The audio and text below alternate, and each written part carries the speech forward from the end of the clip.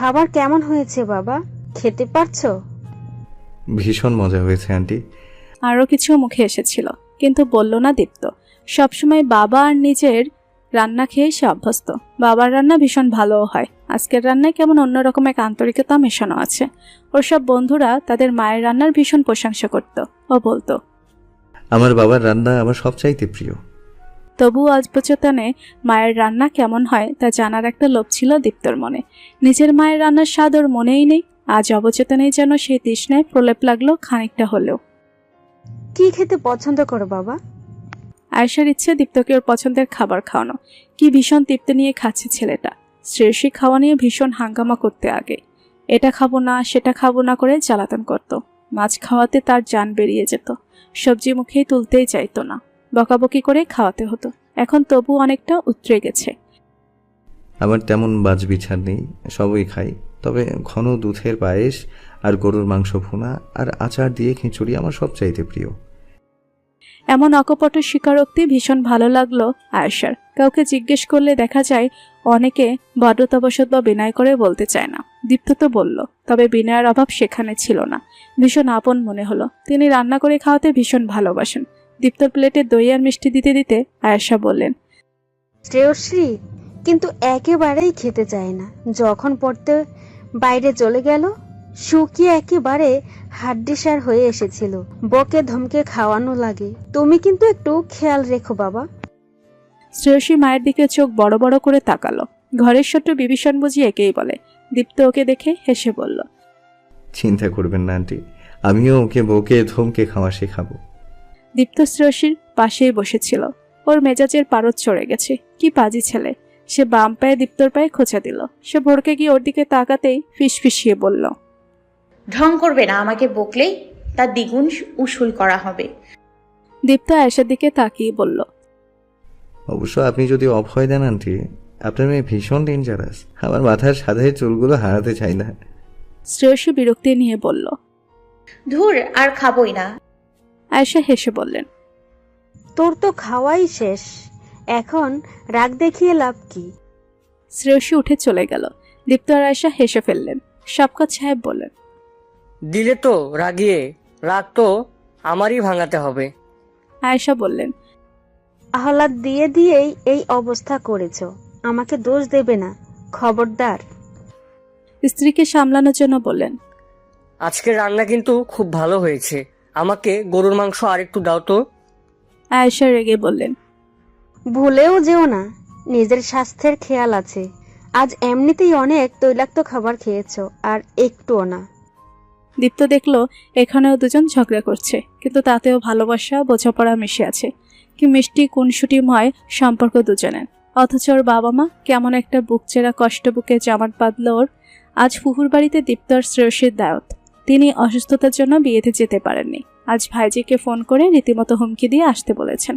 শ্রেয়সী লাল রঙের একটা তাঁতের শাড়ি পরেছে। এই গরমে এটাই আরামদায়ক। দীপ্ত একটা শার্ট বের করেছিল। শ্রেয়সী ওর হাতে একটা লাল সুতোর কাজ করা পাঞ্জাবি ধরিয়ে দিয়ে বলল, এটা পরো। দীপ্তর একবার মনে হলো বলে, এখন নিজের মতো পোশাক পরার স্বাধীনতাও নেই নাকি? এটাও বিয়ে করতে না চাইবার আর একটা কারণ। তবে শ্রেয়সীর উৎসাহ ভরা মুখের দিকে তাকিয়ে সে কিছু বলল না। ওটাই পড়ল, আজ একটু তাড়াতাড়ি রেডি হবে, ঠিক আছে? আমার বাথরুমে কতক্ষণ থাকা উচিত সেটারও একটা টাইম সেট করে দিও। শ্রেয়সীর হাসি ম্লান হয়ে গেল। সে ম্রিয়মান গলায় বলল, আমি বাইরে বসছি, তোমার যতক্ষণ সময় লাগে না আমি বিরক্ত করব না। দীপ্ত বুঝল এভাবে বলাটা ঠিক হয়নি, কিন্তু এসবে সে অভ্যস্ত নয়। ওর চলাফেরা নিয়ে বাবা ছাড়া অন্য কারোর মতামত সে কখনো শুনেনি, তাই নিজেকে নিয়ন্ত্রণ করতে পারেনি। দীপ্ত পেছন থেকে ডাকলো। শ্রেয়সী। সে পিছু ফিরল না, বেরিয়ে গেল। দীপ্ত দীর্ঘশ্বাস ফেলল একটা। চেষ্টা করলো যত সম্ভব দ্রুত তৈরি হবার। তবুও আধ ঘন্টা পার হয়ে গেল। বাড়ি থেকে বেরিয়ে একটা রিক্সা নিল। শ্রেয়সী কোনো কথা বলছে না, বসেছেও খানিকটা আড়ষ্ট হয়ে। দীপ্ত বলল, সরি, তখন ওভাবে বলাটা ঠিক হয়নি। শ্রেয়সী ওর দিকে তাকিয়ে বলল, মানুষের দীর্ঘদিনের অভ্যাস হুট করে পরিবর্তন করা যায় না। আমিও নিজের মতামত তোমার উপরে চাপিয়ে দিয়েছি, সেজন্য সরি। দীপ্ত বুঝলো শ্রেয়সী এখন রেগে নেই, কিন্তু খানিকটা আশাহত হয়েছে। সে হাত বাড়িয়ে শ্রেয়সীর হাতটা নিজের হাতের মুঠোয় নিয়ে আলতো করে ধরল। মুখে কিছু বলল না। বাতাস গায়ে লাগছে। শ্রেয়সীর খোলা চুল উঠছে, দীপ্তর মুখে এসে লাগছে। কিন্তু ওর বিরক্ত লাগছে না, বরং ভালো লাগছে। সূর্য তার উত্তাপ ছড়াতে শুরু করেছে। দীপ্ত খেয়াল করলো মেয়েটা ঘামছে, চোখ মুখ কুঁচকে রেখেছে রোদের জন্য। দীপ্ত রিকশার হুড তুলে দিল। শ্রেয়সী ওর দিকে তাকাতে বলল। রোডটা চড়া, সেজন্য। দীপ্ত জিজ্ঞেস করলো। তোমার ব্যাগে টিস্যু আছে? শ্রেয়সী ঘাড় নাড়ালো। এই ব্যাগে আসার আগে কেবল টাকা, mobile, body spray, face powder আর লিপস্টিক ছাড়া আর কিছু তোলা হয়নি। দীপ্ত পকেট থেকে ওর রুমাল বের করে এগিয়ে দিয়ে বলল। এটা রাখো, তোমার দরকার হবে। শ্রেয়সীর মন সহসা ভালো হয়ে গেল। এ ছোট ছোট কেয়ার যে ওর বড্ড আরাধ্য। সে নিজের অন্য হাতটা দিয়ে দীপ্তর ওর হাত ধরে রাখা হাতের উপরে রাখলো, মুখে হাসি। মুহূর্তটা একরাশ ভালো লাগায় ভরে উঠল। শোভা মহসিন সাহেবের সাথে ডিভোর্সের পরে বিয়ে করেছে নাজমুল আলমকে। সেখানে তার আরও 2টো সন্তান আছে।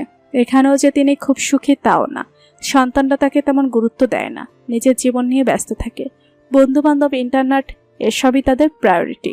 নাজমুলও ব্যবসা নিয়ে ব্যস্ত থাকেন। তিনি বলতে গেলে নিঃসঙ্গ। হাজার হলেও দীপ্ত তার প্রথম সন্তান। তাকে দিয়েই তিনি মাতৃত্বের স্বাদ পেয়েছিলেন। তার খুব ইচ্ছে করে ওকে সামনাসামনি দেখতে, কথা বলতে, কিন্তু ছেলে তাকে পছন্দ করে না। সব মহসিনের কারসাজি তিনি জানেন। নিশ্চিত তার নামে বিষ ঢেলেছেন ছেলের কানে ছোটবেলা থেকে। সেই ছেলে বিয়ে করলো, তাকে জানানো পর্যন্ত হয়নি। রাগে তার গা জ্বলে যাচ্ছে। এত বড় একটা সিদ্ধান্তে মা হিসেবে তার তো কিছু মতামত ছিল। তাকে এভাবে হারিয়ে দিয়ে লোকটা নিশ্চয়ই পৈশাচিক আনন্দ পাচ্ছে। আর একবার জিতে গেল লোকটা। তাকে না জানিয়ে দীপ্তর বিয়েটা সবার কাছে হার জিতের বিষয় হয়ে দাঁড়ালো। তিনি দীপ্তর সাথে অবশ্যই কথা বলবেন, দরকার হলে ওর অফিসে যাবেন। তার সন্তান তো, তার অধিকার আছে ছেলের উপর, ছেলের স্ত্রীকে দেখার। এই লোক তাকে আটকাতে পারবে না। শ্রেয়সী ঘুম থেকে উঠে পাশে দীপ্তকে পেল না। এই 4 দিনে সে বুঝতে পেরেছে ছেলেটা খুব সকালে ঘুম থেকে ওঠে। শ্রেয়সী আবার সকালে উঠতে পারে না, কিন্তু রাত জাগতে পারে। অ্যালার্ম দিয়ে অনেকবার বন্ধ করে আবার ঘুমিয়ে পড়েছে কতবার। বাসায় থাকলে মা এসে ফ্যান বন্ধ করে দিতেন। এটা ওর ঘুম ভাঙানোর অব্যর্থ ওষুধ। যখন হলে থাকতো, পরীক্ষার আগে ওর ঘুম পুরোপুরি না ভাঙা পর্যন্ত মা অনবরত কল দিয়ে যেতেন। এখন অফিসে থাকে বলে সকালে উঠতে হয়, তাও মেরে কেটে 7:30 বেজে যায়। ফ্রেশ হয়ে সে রুম থেকে বাইরে এলো। রান্নাঘর থেকে বাবা ছেলের গলার আওয়াজ আসছে বলে সেদিকে পা বাড়ালো। দুজন মিলে রান্না করছে। এত ঝাল দিচ্ছিস কেন শ্রেয়সী? কতটুকু ঝাল খাই তুই জানিস? তোর আমার টেস্ট মতো দিলে খেতে পারবে নাকি? বাবা, ওদের বাড়িতে আমি 2 দিন খেলাম, ঝালের লেভেল আমাদের টেস্ট মতোই ছিল। তাও তো নতুন মানুষ, জিজ্ঞেস করে নেওয়া উচিত। এই পর্যায়ে শ্রেয়সী রান্নাঘরের ভেতরে চলে এলো। এতক্ষণ বাইরে দাঁড়িয়ে বুঝতে চেষ্টা করলো কি হচ্ছে। এই দৃশ্য ওর জন্য একেবারে নতুন। বাসায় মা রান্না করেছেন সবসময়। রহিমা না হলে বাবা মাঝে মধ্যে সহযোগিতা করেছেন অল্প বিস্তার, কিন্তু এভাবে আয়োজন করে রান্না করেননি। এখন বুঝলো দীপ্ত রান্না কি করে শিখেছে। আপনারা নিজেরা রান্না করছেন, আমাকে ডাকলে না কেন দীপ্ত? দুজনকে এই কথাগুলো বলল শ্রেয়সী। দীপ্ত কিছু বলার আগে মহসিন সাহেব বললেন। আমাদের সাথে রান্নাবান্না করার জন্য সারা জীবন পড়ে আছে। তুমি নতুন এসেছো, আগে অভ্যস্ত হও এখানে থাকতে, এরপর করো। দীপ্ত জিজ্ঞেস করলো। খুব ইচ্ছে হলে দুপুরের জন্য রুই মাছটা রান্না করতে পারো। শ্রেয়সীর মুখ অস্বস্তিতে খানিকটা শুকিয়ে গেল। সে টুকিটাকি রান্না করতে পারে। ও রান্নাঘরে গেলে মা বলতো তাতে না কি আর তার কাজ বেড়ে যায়, সব নাকি সে এলোমেলো করে ফেলে। মাছ সে এর আগে রাঁধেনি কখনো। মুরগি রান্না করতে পারে, বিরিয়ানিও পারে, তবে তার জন্য সব কেটে ধুয়ে দিতে হয়। মাছ সে তেমন খেতেও পারে না। এটা নিয়ে মায়ের বকুনি সে কম হজম করেনি। আঙ্কেল, আমি না রান্নাবান্না তেমন একটা ভালো করতে পারি না। দীপ্তর কাছ থেকে শুনেছি আপনি ওকে হাতে ধরে শিখিয়েছেন, আমাকে শেখাবেন? দীপ্ত যেন আকাশ থেকে পড়ল। তুমি রান্না করতে জানো না? এমন সহজ কাজ আর কিছু আছে? মহসিন সাহেব ওকে থামিয়ে দিয়ে বলল। তুই যা পারিস দুনিয়ায় সবাই তা পারবে, এটা ভাবার কি কোনো কারণ আছে? তা নেই, কিন্তু রান্না তুই সেলাই ফোড়াই করতে পারিস। ওটা করে আমার কি কাজ? এবার শ্রেয়সী বলল। আমি পারি আঙ্কেল, 6-7 গার্হস্থ ক্লাসে শিখেছিলাম। আমার ভালো লাগে বলে শখে বসে এখনো করি। মাফলার, সোয়েটারও বুনতে পারি। মহসিন সাহেব বললেন। শোন, সবাই সবটা জানে না, সবাইকে সব জানতে হবে এইরকম কোনো মানে নেই। ও রান্না জানে না, তুই সেলাই, কাটাকাটি। দীপ্ত কিছু বলল না। ওদিকে তেলের মধ্যে পেঁয়াজ পুড়তে যাচ্ছে বলে সেদিকে মনোনিবেশ করলো। শ্রেয়সী বলল। আমি রান্না শিখতে চাই আঙ্কেল, আপনি শেখাবেন? অবশ্যই শেখাবো মা। নিজের রান্না আর এই গাতাটার রান্না খেতে খেতে মুখ পচে গেছে। মাঝে মধ্যে টেস্ট চেঞ্জ করতে হবে তো। দীপ্ত মুখ কুঁচকে বলল, তুমি ওর সামনে আমাকে গাধা বলছো কেন? নতুন বউয়ের সামনে প্রেস্টিজ গেল বলে। বাবা তুমি কিন্তু। তুই সবজিটা তাড়াতাড়ি শেষ কর, আমি পরোটাগুলো নিয়ে যাচ্ছি, খিদা লেগেছে। এত প্যাঁচাল ভাল লাগছে না। চলো তো মা, আমরা মা ছেলে মিলে গল্প করি। এখন মা ছেলে বলে বলে দল পাকাচ্ছ? তোমার ভাব দেখে মনে হচ্ছে আমি কেউ না, বানের জলে ভেসে এসেছি। তোর মেলাড্রামা দেখতে পেট ভরবে, এত ঢিলামো করিস কেন? আমি করছি মেলোড্রামা? ওটা তোমার ডিপার্টমেন্ট, তুমি মেলোড্রামার উপরে পিএইচডি শেষ করেছো। তুই আমার কাছ থেকে কি খালি রান্না শিখেছিস? মেলোড্রামা শিখিসনি যেন? দীপ্ত অদ্ভুত এক ভঙ্গি করে হার মেনে নিল। শ্রেয়সী হেসে ফেলল। সে মহসিন সাহেবের সাথে সাথে খাবারগুলো টেবিলে নিয়ে এলো। মহসিন সাহেবকে শ্রেয়সী যতটুকু ভেবেছিল তিনি তার চাইতে ইন্টারেস্টিং। এত আন্তরিক ভঙ্গিতে কথা বললেন, মনে হলো শ্রেয়সী যেন বহুদিন থেকে এই পরিবারের সদস্য। মুহূর্তেই সংসারটাকে নিজের মনে হলো, মানুষগুলোকে আরও বেশি কাছের মনে হলো। শ্রেয়সী জানে ওর অপারগতার জন্য যেন সে অস্বস্তিতে না পড়ে, সেজন্য পরিবেশ হালকা করতে এসব বললেন মহসিন সাহেব। সে তাড়না অনুভব করলো রান্নাটা শেখার। ধৈর্য একটু বেশি লাগবে, কিন্তু নিজের মানুষগুলোর জন্য এটুকু ধৈর্য সে ধরতেই পারে। সকাল সকাল ওর মনটা ফুরফুরে হয়ে গেল।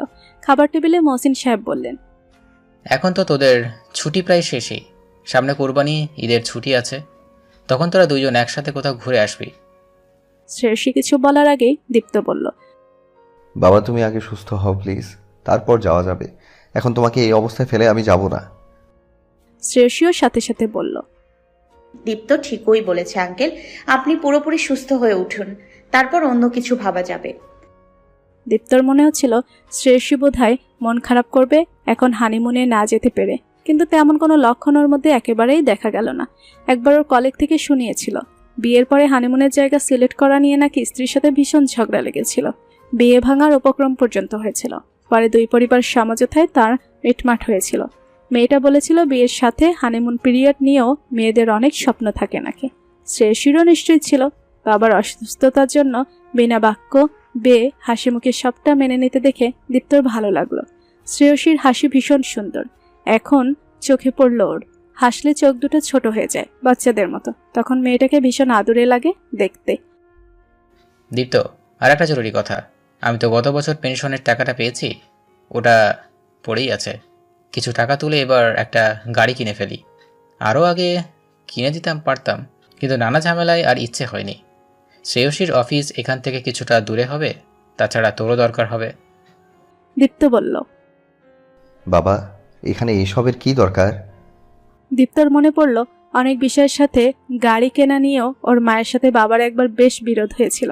যেদিন বাবা গাড়ি কিনে মাকে সারপ্রাইজ দিতে চেয়েছিলেন তার একদিন আগেই সবাই বাড়ি ছেড়ে চলে যান।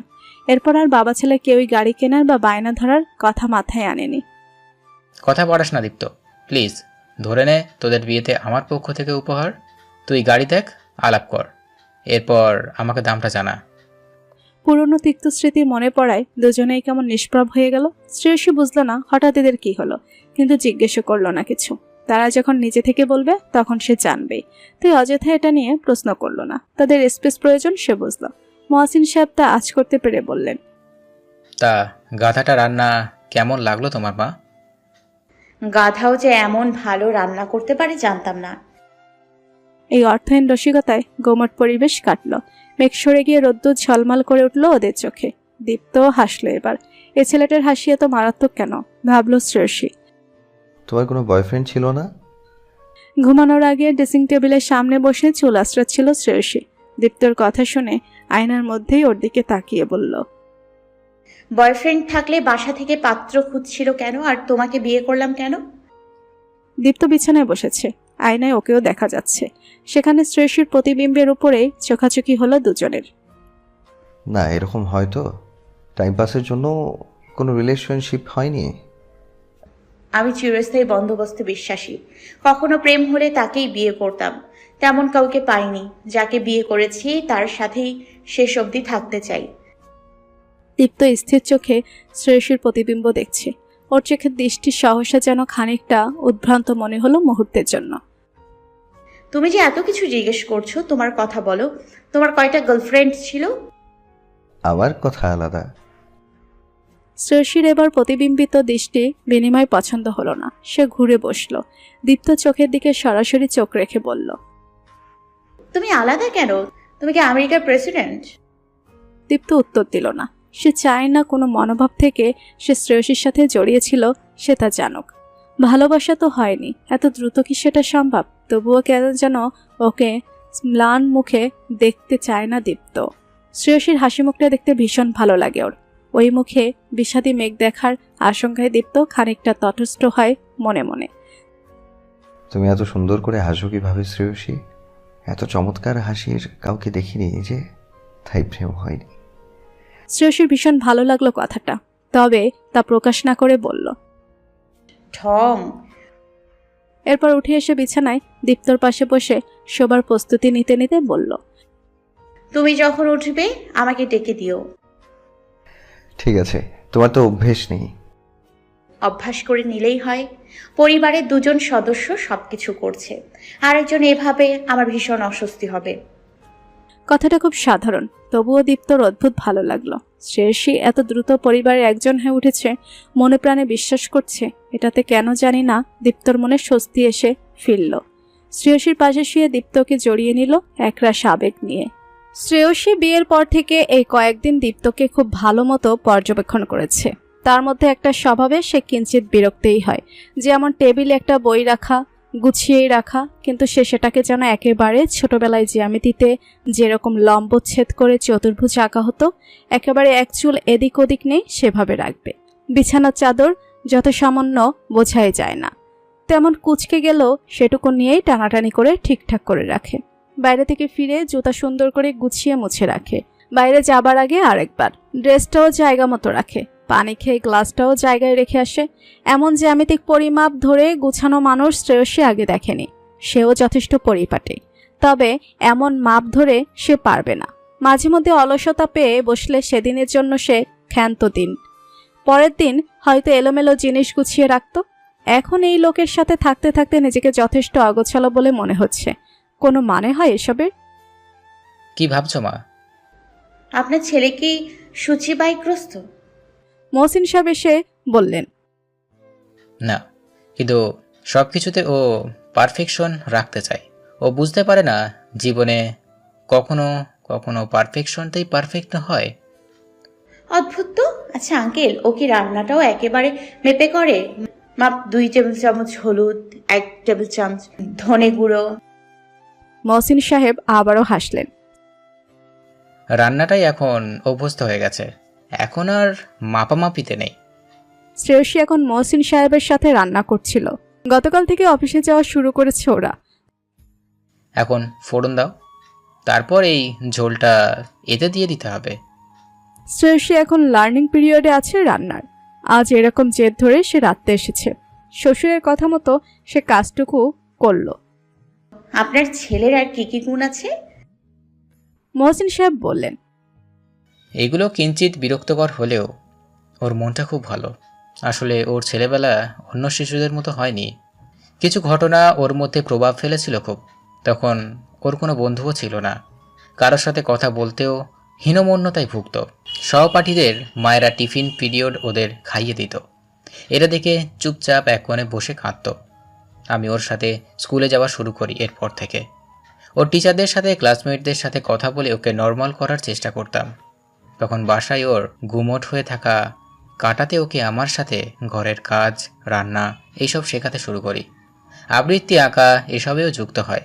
ধীরে ধীরে ওর মনোহীন কাটতে থাকে। ওর একেবারে ছোট্ট শিশু তখন ভীষণ মা নেওয়াটা ছিল।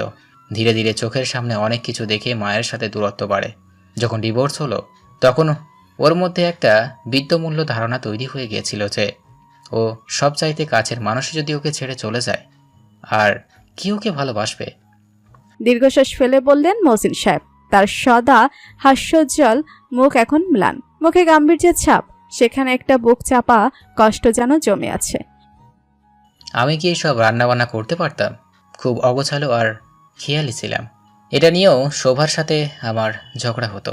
আমার উপরে ওঠা রাগ দীপ্তর উপরে একদিন মিটিয়েছিল সে। দীপ্ত ওই শৈশবের কোমল মনে একটা গেঁথে গিয়েছিল যে একটু অগোছালো হয়েছিল বলেই ওর শৈশব সুন্দর হয়নি বুঝি। সব নিজে নিজে গুছিয়ে রাখতে শুরু করে। আমার ছোট্ট 8 বছর বয়সী ছেলেটা তখন হয়তো ওর মনে ক্ষীণ আশা ছিল, ও গুছিয়ে থাকলে বুঝি ওর মা ফিরে আসবে ওর কাছে। বলতে বলতে মহসিন সাহেবের চোখ থেকে জল গড়িয়ে পড়ল। শ্রেয়সীরও চোখের কোণে জল জমেছে। দীপ্তকে প্রথম দিকে ওর ভীষণ দাম্ভিক আর আত্ম অহংকারী বলে মনে হয়েছে, সেই ধারণা ওর আগেই মুছে গেছে। আজ এখনকার দীপ্তর জন্য যতটা, তার চাইতে সেই শিশুবেলাকার দীপ্তর জন্য মনে একরাশ হাহাকার জন্মালো শ্রেয়সীর। মহসিন সাহেবকে কি বলে সান্ত্বনা দেবে তাও বুঝে উঠতে পারল না। পেঁয়াজের যে এত ঝাঁজ, এত দিনে এটার সাথে অভ্যস্ত হয়ে উঠতে পারলাম না। দেখো না কি কাণ্ড। তিনি যে চোখের জল আড়াল করতে একটা ছুতো বের করতে চাইছেন তা শ্রেয়সী জানে, তাই অনেক কৌতূহল হলেও এই প্রসঙ্গে আর কথা বাড়ানো সমীচীন বলে মনে হলো না। সে বলল, বাবা, আমি আজ প্রথম মাছ রান্না করছি। যদিও তুমি দেখিয়ে দিচ্ছ, তাও তোমার পারফেকশনিস্ট ছেলে পছন্দ করবে তো? মহসিন সাহেব সুযোগটাকে লুফে নিলেন। আরে ছেলে কি ছেলের বাপ শুদ্ধ পছন্দ করবে? পরিবেশটা আবারও সহজ হয়ে উঠল। তুই আমাকে বাবা ডাকলি, মনটা জুড়িয়ে গেল রে মা। মহসিন সাহেব প্রীত হলেন শ্রেয়সীর প্রতি। এসব কথা তিনি এখনই বলতে চাননি। দীপ্ত ওই সময়ের কথা তুলতে চায় না একেবারেই। এখন যে বাড়তি কৌতূহল দেখালো না, পরিস্থিতি হালকা করে তাকে বাবা ডেকে তুমি সম্বোধন করলো, এটাতে বুঝলেন একদম ভুল হয়নি। এর সাথে তার ছেলে সুখী হবে। শ্রেয়সী যে দীপ্তর জন্য সমব্যথী সেটাও মেয়েটার চোখ বলছে। এমন একজনকেই তিনি নিজের ছেলের জন্য তিনি চেয়েছিলেন, যে তার ছেলের ক্ষতে প্রলেপ দিয়ে আজীবন পাশে থাকবে। শোভা গতকাল রাতে তাকে হুমকি দিয়েছে, আমি আমার ছেলের সাথে দেখা করবই, তুমি আটকাতে পারবে না। এটাই তার জন্য আশঙ্কার। শ্রেয়সীর দিক থেকে তার ছেলের অনুভূতি তিনি পড়তে পেরেছেন, কিন্তু দীপ্ত, সে ইমোশনাল হয়ে যদি কোনো হটকারী আচরণ করে ফেলে। এই কোমল মনের মেয়েটার সাথে কলিং বেলের শব্দে শ্রেয়সী দরজা খুলে দিল। দীপ্ত ঢুকে বলল, শিমুলের সাথে দেখা হয়ে গেল। ক্যাফেটেরিয়ায় বসে একটু আড্ডা দিলাম, তাই দেরি হয়ে গেল। ভেতরে এসো, খাবার দিচ্ছি। বাবা অপেক্ষা করছেন তোমার জন্য। আমি 10 মিনিটে ফ্রেশ হয়ে আসছি। দীপ্ত যাবার দিকে তাকিয়ে রইল শ্রেয়সী। মায়ার টান উত্তরোত্তর যেন বেড়েই চলেছে এই মানুষটার জন্য। খেতে বসে দীপ্ত বলল, আজকের তরকারির টেস্ট কিছুটা আলাদা মনে হচ্ছে। মহসিন সাহেব বললেন, কেমন হয়েছে সেটা বল। ভালো হয়েছে। শ্রেয়সী রেঁধেছে। দীপ্ত হেসে বলল, আরে সারপ্রাইজিং, ম্যাডাম তাহলে রান্না শিখিয়ে নিচ্ছেন? শ্রেয়সী কপট রেগে বলল। রান্নায় আমি একেবারে বকলম নই। ওর বলার ভঙ্গিতে সবাই হেসে ফেলল। দীপ্ত আরেকবার বলল, সত্যি ভালো হয়েছে খেতে। মহসিন সাহেব ওর মুখ রক্ষার জন্য না হয় মিথ্যা করে হলেও বলতেন, কিন্তু দীপ্তর সে স্বভাব নেই। তার মানে আসলেই ভালো হয়েছে। যাদের জন্য কষ্ট করা, তাদের কাছ থেকে এটুকু অ্যাপ্রিসিয়েশন পেলে সে কষ্টে একটা পূর্ণতা আসে। এজন্যই বুঝি মায়া তো আগ্রহ ভরে রান্না করেন। প্রিয়জনের মুখে তৃপ্তি দেখার একটা মজা আছে তো। আগামীকাল শুক্রবার, অফিস বন্ধ। শ্রেয়সী ভেবে রেখেছে আজ দীপ্তকে সাথে নিয়ে একটা মুভি দেখবে। সেই মতো প্ল্যান গুছিয়ে রেখেছে। রাতে 11:30টার দিকে দীপ্তকে বলল, চলো আজ একটা মুভি দেখি। দীপ্ত ঘড়ি দেখে বলল, সরি শ্রেয়সী, আজ পারবো না। আজ 1:45 থেকে রিয়ালের একটা ইম্পর্টেন্ট ম্যাচ আছে, অন্য একদিন দেখি। ঠিক আছে। বলে শুয়ে পড়ল। দীপ্তর মনে হলো সে ওর ওপরে রেগে আছে, কিন্তু কি করবে, এই ম্যাচ মিস করা যাবে না। দীপ্ত বসার ঘরে এসে টিভি অন করলো। ভলিউম অফ করে রেখেছে, নয়তো বাবার শ্রেয়সীর ঘুমের ডিস্টার্ব হবে। ম্যাচ শুরু হবার মিনিট 5 আগে শ্রেয়সী উঠে রান্নাঘরে গেল। আলো জ্বালিয়ে এক রাতে কি খুটখাট করছে কে জানে। কিছুক্ষণ পরে শ্রেয়সী ফিরল। ওর সামনে চানাচুর, সরিষার তেল আর শসা দিয়ে মুড়ি মাখা রাখলো। এরপর পাশে এসে বসলো। তুমি বসলে যে? শ্রেয়সী মুড়ি নিয়ে মুখে দেবার আগে বলল, বৃহস্পতিবার রাতে আমার দ্রুত ঘুমিয়ে অভ্যাস নেই। ভাবলাম আমিও ম্যাচটা দেখি। অ্যান্টিপার্টিন থাকলে মজা হবে না। দীপ্ত বিস্ময় নিয়ে বলল, তুমি সত্যি ম্যাচ দেখবে? মিথ্যা কেমনে দেখে? তুমি বোধহয় ভুলে গেছো আমিও মাঝে মধ্যে দেখি। আগে বাবার সাথে দেখতাম, আজ তোমার সাথে দেখব। দীপ্ত হাসল। ওর একটু আগে মনে হচ্ছিল শ্রেয়সী মন খারাপ করেছে। সেটা ভেবে ওর কিছুটা খারাপও লেগেছিল, কিন্তু এখন ভীষণ ভালো লাগছে। সব বন্ধুদের কাছে শুনেছে খেলা দেখা নিয়ে ওদের ঝগড়াঝাটি হয়। এদিক থেকে তো বলা যায় ওর বউ ভাগ্য ভীষণ ভালো। শ্রেয়সী বলল, আমার হাতটা এভাবে ধরে রাখলে মুভিটা শেষ করব কখন? ওদিকে চায়ের পানি দিয়ে এসছি। দীপ্ত খেয়াল করলো অবচেতন সে কখন যেন শ্রেয়সীর হাত ধরেছে। ধরে রাখতেই ভালো লাগছে। অবচেতনেই কথাটা বলে ফেলল দীপ্ত। মহসিন সাহেবের দিন কাটছে খানিকটা অস্থিরতার মধ্য দিয়ে। শোভাকে তিনি দীপ্তর সাথে দেখা করতে বাধা দিতে পারবেন না, এটা তার এখতিয়ারে নেই। দীপ্ত সবে সংসারের প্রতি তিক্ত ধারণাকে সরিয়ে শ্রেয়সীকে নিজের সাথে জড়াতে শুরু করেছে। ছেলেকে বেশ সুখী দেখা যায় তার পুত্রবধূ আশেপাশে থাকলে।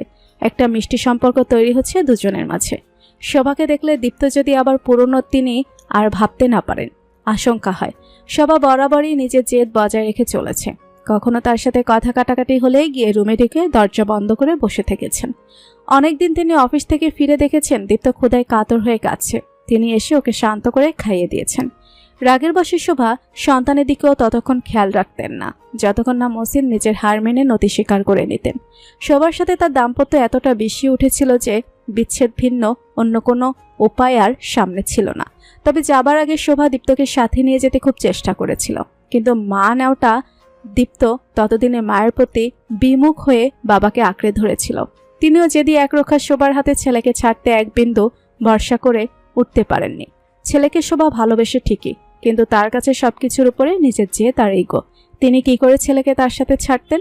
ডিভোর্সের পরে কেউ কেউ তাকে আরেকবার বিয়ে করতে বলেছিল, কিন্তু একবারে যে তিক্ত অভিজ্ঞতা, সাথে নিজের সন্তানের প্রতি শোভার যে আচরণ, অন্য কেউ এসে যে তার সাথে মাতৃসুলভ স্নেহশীল আচরণ করবে, এই ভরসা তিনি করতে পারেননি।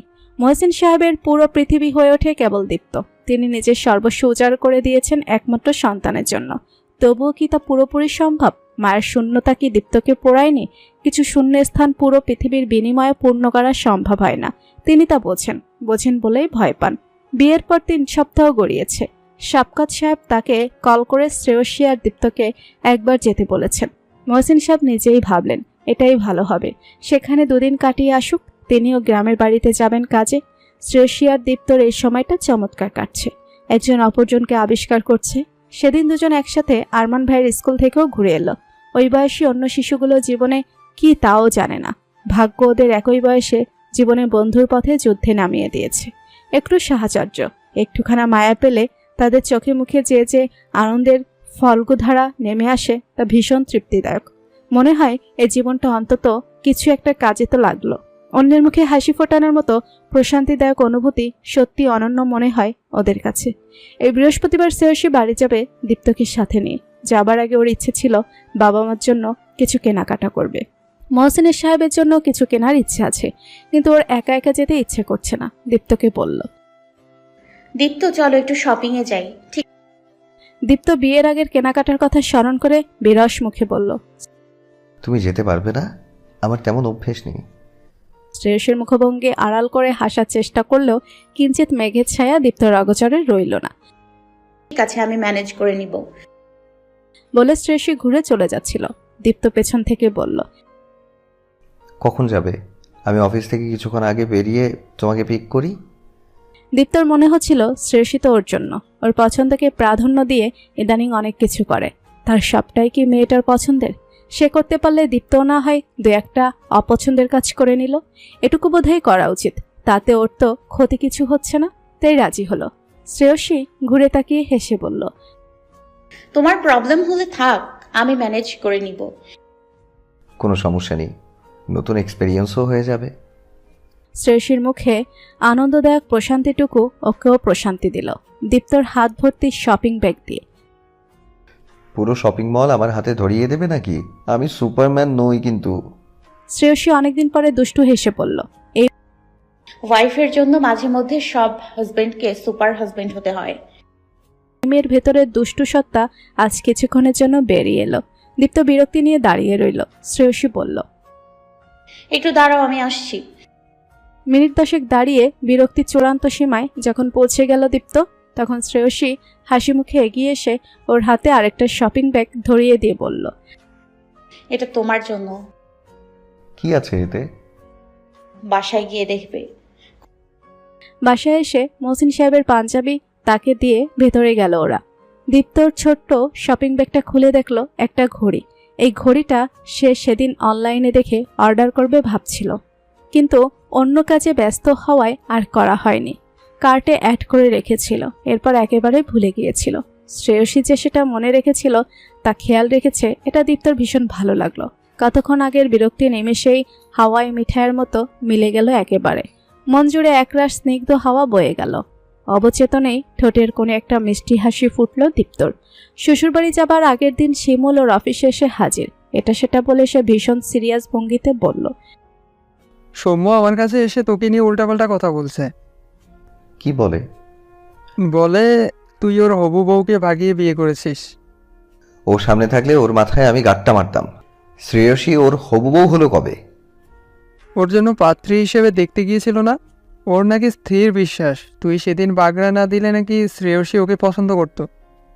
দীপ্ত ফুঁসে উঠে বলল, ওই গবেটকে পছন্দ করতো শ্রেয়সী? আমি সেদিন না গেলেও ব্যাটার কপালে সেই রিজেকশনই যুক্ত। শ্রেয়সীর টেস্ট এত খারাপ না।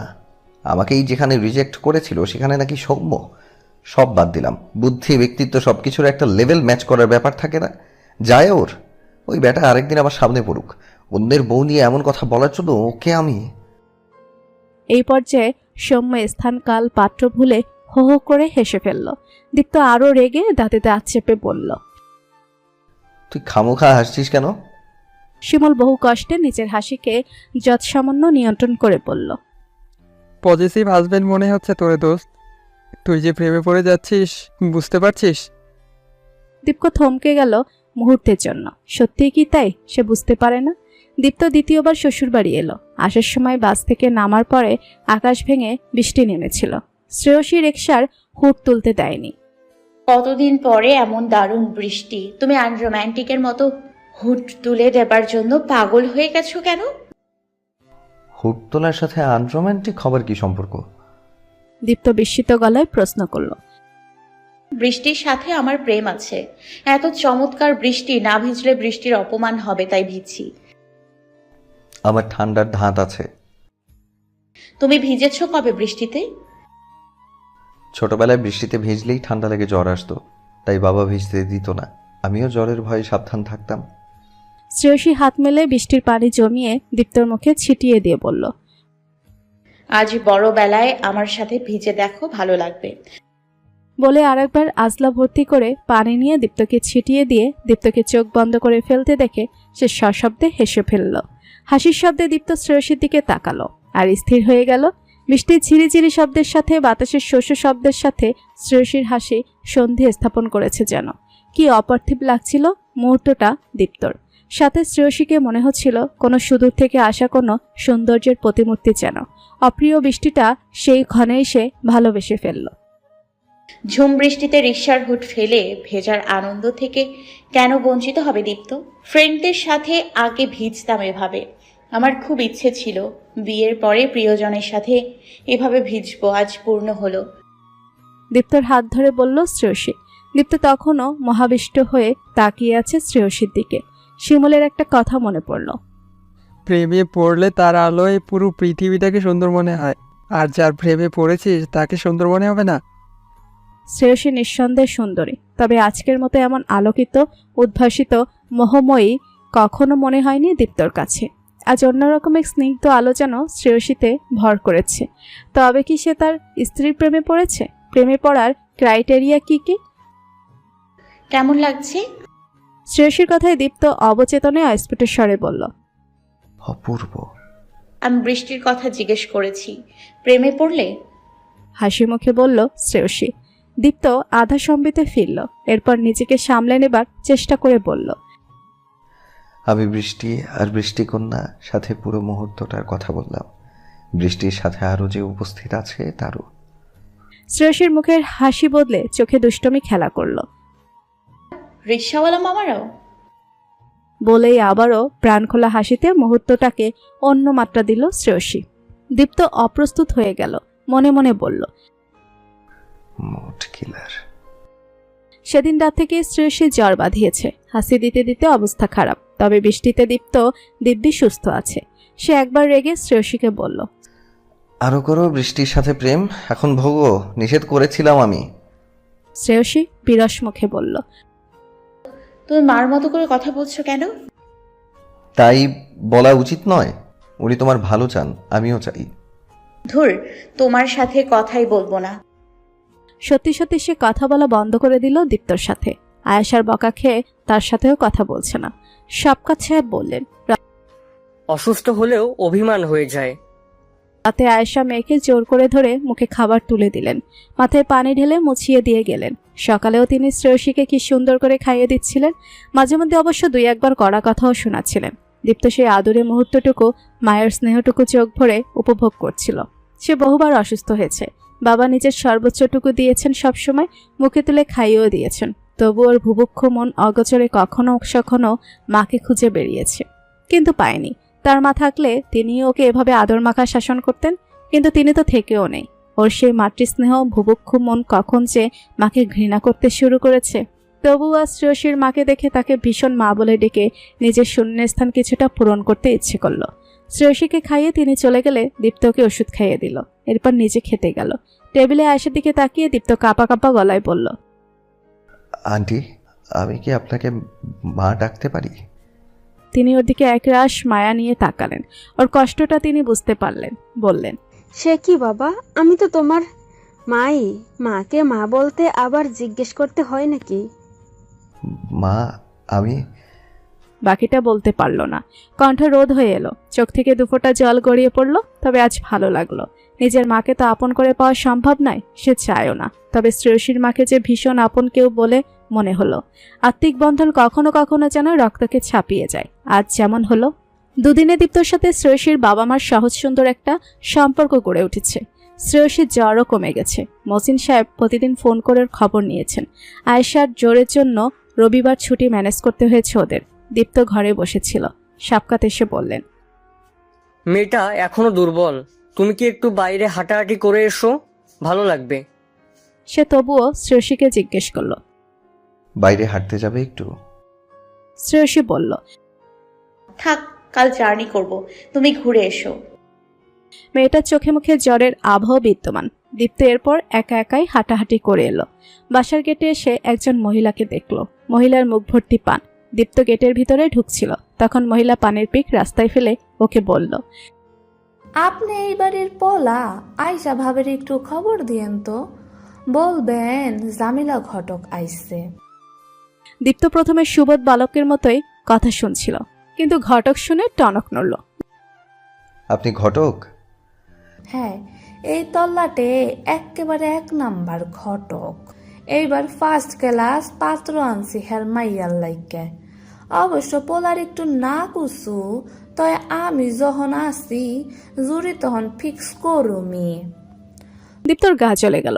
শ্রেয়সীর জন্য পাত্র এনেছে এই মহিলা।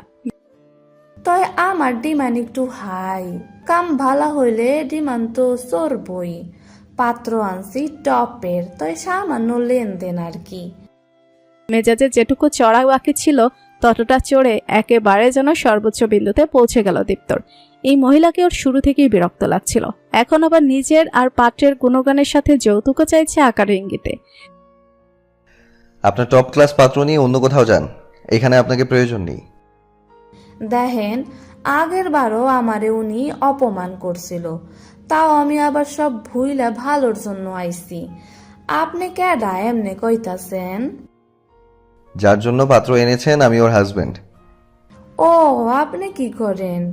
এইখানে থাইকে কি কি দিছে? তাদের সবচাইতে ভালোবাসার মানুষকে দিয়েছেন, আরও কিছু দিতে হবে? আর যারা যৌতুক নিয়ে নিজেকে বিক্রি করে আমি তাদের দলে নেই। আপনি যান, আপনার আর আসার দরকার নেই। জামিলার চেহারা হলো দেখার মতো। সে আরো দুবার পিচিক করে পিক ফেলে ক্ষোভ নিয়ে বলল, আয়শা ভাবি আমারে জানাইতে পারতো, কামরা ঠিক করেন নাই। দীপ্তি এই মানসিকতার মহিলার সাথে আর কথা বাড়ালো না, রুচি হলো না। সে ভেতরে চলে গেল। একে তো তার বিয়ে করা বউয়ের বিয়ে নিয়ে কথা বলতে এসেছে, তার উপর আবার কি উদ্ভট কথা। এই মহিলার স্পর্ধা দেখে সে অত্যন্ত ক্ষুব্ধ। শ্রেয়সীর বর হিসেবে অন্য কারোর সাথে ওর তুলনাও করতে চাইছে। আবার ইচ্ছে তো করছিল আরো কঠিন কথা বলতে। নেহাতি সে ভদ্রলোক, তাই ফিরে এলো। তবে সে এখনো ধাতস্থ হতে পারছে না। বাসায় ঢুকতেই আয়েশা দরজা খুললেন। মা, বাইরে একজন মহিলা এসেছিলেন আপনাকে খুঁজতে, বলল ঘটক। ও, শ্রেয়সীগো ধরেছিল নিজের পায়ে না দাঁড়ানো অবধি বিয়ে করবে না, কিন্তু আমি তো মা, চিন্তা হতো। তাই তখন কিছু ঘটকের সাথে কথা বলেছিলাম, তাদেরই কেউ হবে হয়তো। খানিকটা ভেবে আয়েশা বলেন, ও, বুঝতে পেরেছি, সে আবার কোন সাহসে এসেছিল। আয়েশার ভালো লাগলো। এমন কিছু অধিকার বোধ সম্পর্কে জন্মাতে হয়, তাহলে সম্পর্ক গভীর হয়। মেয়েকে নিয়ে চিন্তা নেমে গেল তার। দীপ্ত ভালো ছেলে, তার মেয়েকে সে ভালো রাখবে, এমন একটা ভরসা এবার এই দুদিনে তার তৈরি হয়েছে। শ্রেয়সীর অসুস্থতায় সেভাবে খেয়াল রেখেছে দীপ্ত, তা মা হিসেবে তার জন্য প্রশান্তির। দীপ্তর রাগের কারণ হলো জামিলা শ্রেয়সীর পাশে আরেকজনকে বসিয়ে ওকে দাড়িপাল্লাই মাপতে চেয়েছে বলে। শ্রেয়সীর সাথে তো ওর নাম জুড়ে গেছে, ওর পাশে নিজের নাম ভিন্ন অন্য কারো নাম শুনলেই এই অনুভূতি হচ্ছে ওর। এর আগেও সৌম্যর কথায় যেমন গা জ্বলে গিয়েছিল, শিমুলের কাছে সেটা শোনার পরে সৌম্যকে সে ফেসবুকে ব্লক করেছে। এখন শ্রেয়সীর ঘরে বসে সে নিজের ফেসবুকে ঢুকলো। রিলেশনশিপ স্ট্যাটাস চেঞ্জ করা হয়নি দীপ্তর, এখনো সিঙ্গেল দেখাচ্ছে। সে দ্রুত রিলেশনশিপ স্ট্যাটাস বদলে ম্যারিড করে শ্রেয়সীকেও ট্যাগ করলো। শ্রেয়সী শুয়েছিল চোখ বন্ধ করে। দীপ্তর পায়ের শব্দে সে চোখ খুলে তাকিয়েছে কিছুক্ষণ হলো। সে দেখলো ছেলেটা ঢুকেই বিছানার একপাশে বসে ফোন নিয়ে গভীর মনোযোগ দিয়ে কি যেন করছে। কপাল কুঁচকে ছিল। কিছুক্ষণ পরে সেখানে মৃদু হাসির ঝিলিক দেখা গেল। সে কৌতূহল চেপে না রেখে প্রশ্ন করল, কি করছো, ঘোরাঘুরি শেষ? দীপ্ত যেন সহসা খানিকটা চমকে উঠল। এতক্ষণ ঝোঁকের মাথায় কাজটা করেছে, এখন মনে হচ্ছে কেন করলো। সে শ্রেয়সীকে বিয়ে করেছে এটা দুনিয়াকে জানানোর জন্য সে এতটা উদ্গ্রীব কেন হলো? আবারও সেই একই উত্তর পেল। প্রেমে পড়ছে দীপ্ত নিজের বিয়ে করা বউয়ের, যার এখনো বিয়ের প্রস্তাব আসছে। তো কেউ দাবি করছে তার সাথে বিয়ের সম্ভাবনা ছিল। কি এক যন্ত্রণা! তাও ভালো সে শ্রেয়সীকে বিয়ে করে আগেই ধরাছোঁয়ার বাইরে চলে গেছে বাকিদের থেকে, নইলে কতগুলো প্রতিদ্বন্দ্বী যুক্ত ফেসবুকে লগ ইন করতেই নোটিফিকেশন থেকে শ্রেয়সী দীপ্তর রিলেশনশিপ স্ট্যাটাসটা দেখলো। ওর মন খানিকটা খারাপ হয়েছিল এখনো সিঙ্গেল স্ট্যাটাস রেখে দেয়, কিন্তু মুখ ফুটে বলতে কোথাও যেন বাঁধছে। ভেবেছে হয়তো খেয়াল করেনি বা ফেসবুককে এত গুরুত্বপূর্ণ মনে করেনি দীপ্ত। তবে আজ এটা দেখে ওর মনে ঝরঝরে সোনারও ঝিলিক দিয়ে উঠল। ঠোঁটের প্রান্তদয় সম্প্রসারিত হলো। দীপ্ত তখনও বিছানার একপাশে বসে ফোনের স্ক্রিনে মুখ গুজে আছে। শ্রেয়সী বলল, এতদিনে মনে পড়লো? দীপ্ত হঠাৎ বুঝতে পারল না শ্রেয়সী কোন প্রসঙ্গে কথাটা বলছে। সে জিজ্ঞেস করল, কি মনে পড়লো? নিজের বিয়ের কথা, নাকি বিবাহিত থাকলে সুন্দরী মেয়েরা অ্যাটেনশন দেবে না বলে ব্যাচেলর সেজে থাকা হচ্ছিল শুনি? শ্রেয়সীর এমন অভিযোগে দীপ্ত প্রথমে খানিকটা হতচকিত হয়ে গেল, পরক্ষণেই ভীষণ মজা লাগলো। আরে ভালো আইডিয়া দিলে তো, তাহলে ভুল করে ফেললাম মনে হয়। এখন কি করা যায় বলো তো? এখন ডিলিট করে দিলেও তো লাভ নেই। অনেক সুন্দরী মেয়েরা উইশ করে ফেলেছে এই 14 মিনিটে। শ্রেয়সীর গা জ্বলে গেল, বলল, আমি সবসময় ভালো আইডিয়া দিই। ঘিলুর বিজনেস আইডিয়া দিয়েছিলাম মনে নেই? আর এত যখন দুঃখ হচ্ছে তো যাও আরেকবার চেঞ্জ করে সিঙ্গেলে ফিরে যাও। দীপ্ত কতদিন পরে শ্রেয়সীকে আবার এভাবে রাখতে দেখলো। বন্ধুত্ব হবার পর থেকে ওদের ঝগড়াঝাটি প্রায় বন্ধ। এটা কি সে মিস করছিল? নইলে এটাকে এত উপভোগ্য মনে হচ্ছে কেন দীপ্তর? আর একটু উস্কে দেবার জন্য সে বলল, দিয়েই যখন ফেলেছে তখন আর একটু ভালোভাবে দেই, কি বলো? বলে শ্রেয়সীর কাছাকাছি এসে কাঁধে হাত দিয়ে টুক করে একটা সেলফি তুলে নিল। এরপর সরে গিয়ে সেটা আপলোড করে দিল। শ্রেয়সী বুঝতে পেরে সাথে সাথে নিজের ফোন দীপ্ত থেকে আপলোড করা ছবিটা দেখল। একটা ভালোবাসা ইমোজি দিয়ে পোস্ট করেছে। শ্রেয়সী নিজের দিকে একবার তাকিয়ে দেখল, ভাগ্যে ওড়না ঠিকঠাক ছিল। এরপর রেগে দীপ্তর দিকে তাকিয়ে বলল, এভাবে আচমকা তোলা একটা ছবি কেউ ফেসবুকে পোস্ট করে? আমার চুল এলোমেলো, মুখ ফুলে আছে ঘুমানোর জন্য, এটা ফাজলামো নাকি? দীপ্ত মোলায়েম হেসে বলল, তুমি যেমন আছো তেমনই সুন্দর। ইনস্ট্যান্ট ছবিতে যে অনুভূতি থাকে সেটা ন্যাচারাল। প্রস্তুতি নিতে গেলে একটা আর্টিফিশিয়াল ভাব আসতো। মেমোরি এভাবে হুট করে ক্রিয়েট করতে হয়, বুঝলে? আর আমি পোস্ট করার আগে দেখেই পোস্ট করেছি, কোনো সমস্যা নেই এই ছবিতে। আচমকা শ্রেয়সীর রাগ হালকা হয়ে এলো। তবে দীপ্তর পরের কথা শুনে আবারও মেজাজটা খিস্টে গেল। আরও কিছু অ্যাডমায়ার আর কমলো মনে হয়। এত চিন্তা হলে ডিলিট করে দাও, তারপর ওদের সাথে ডেট করা শুরু করো।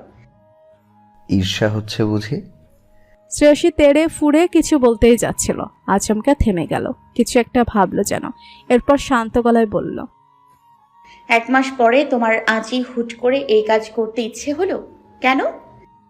এবার দীপ্তর হাসি বন্ধ হলো। একটু আগে ঘটকের আনা শ্রেয়সীর বিয়ের প্রস্তাবের কথা মনে পড়ে গেল।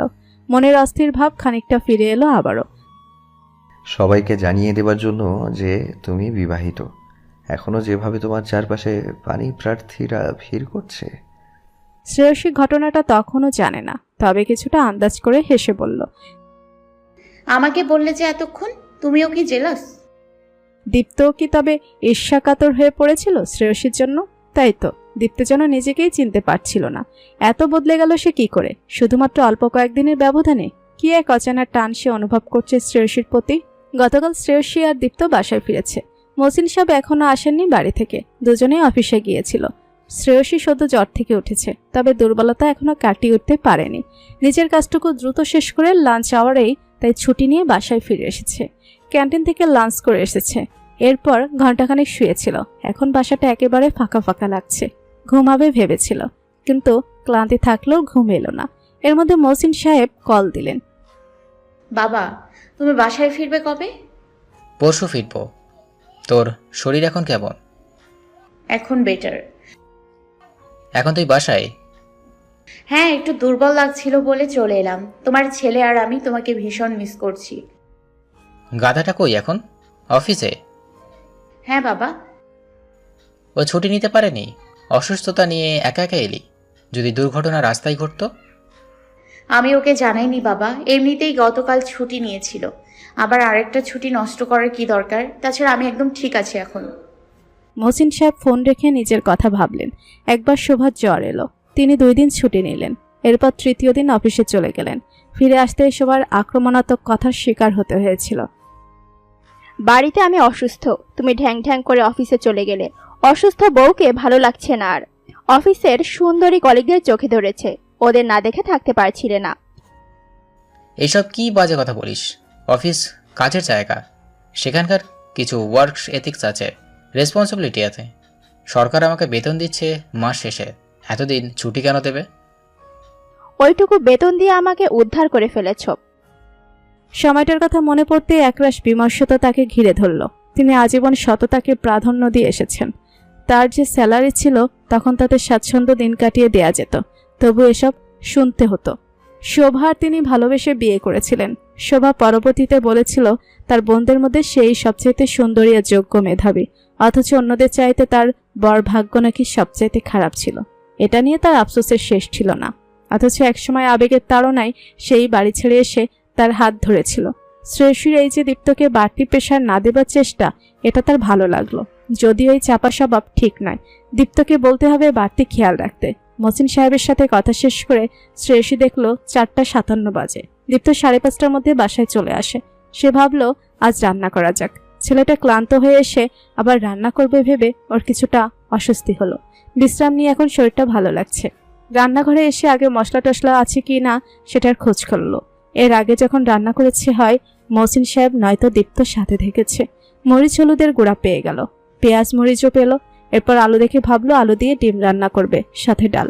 পেঁয়াজ কাটতে গিয়ে চোখে এমন ঝাঁজ লাগলো, মনে হচ্ছিল কেঁদে কেটে সাগর বানিয়ে ফেলছে।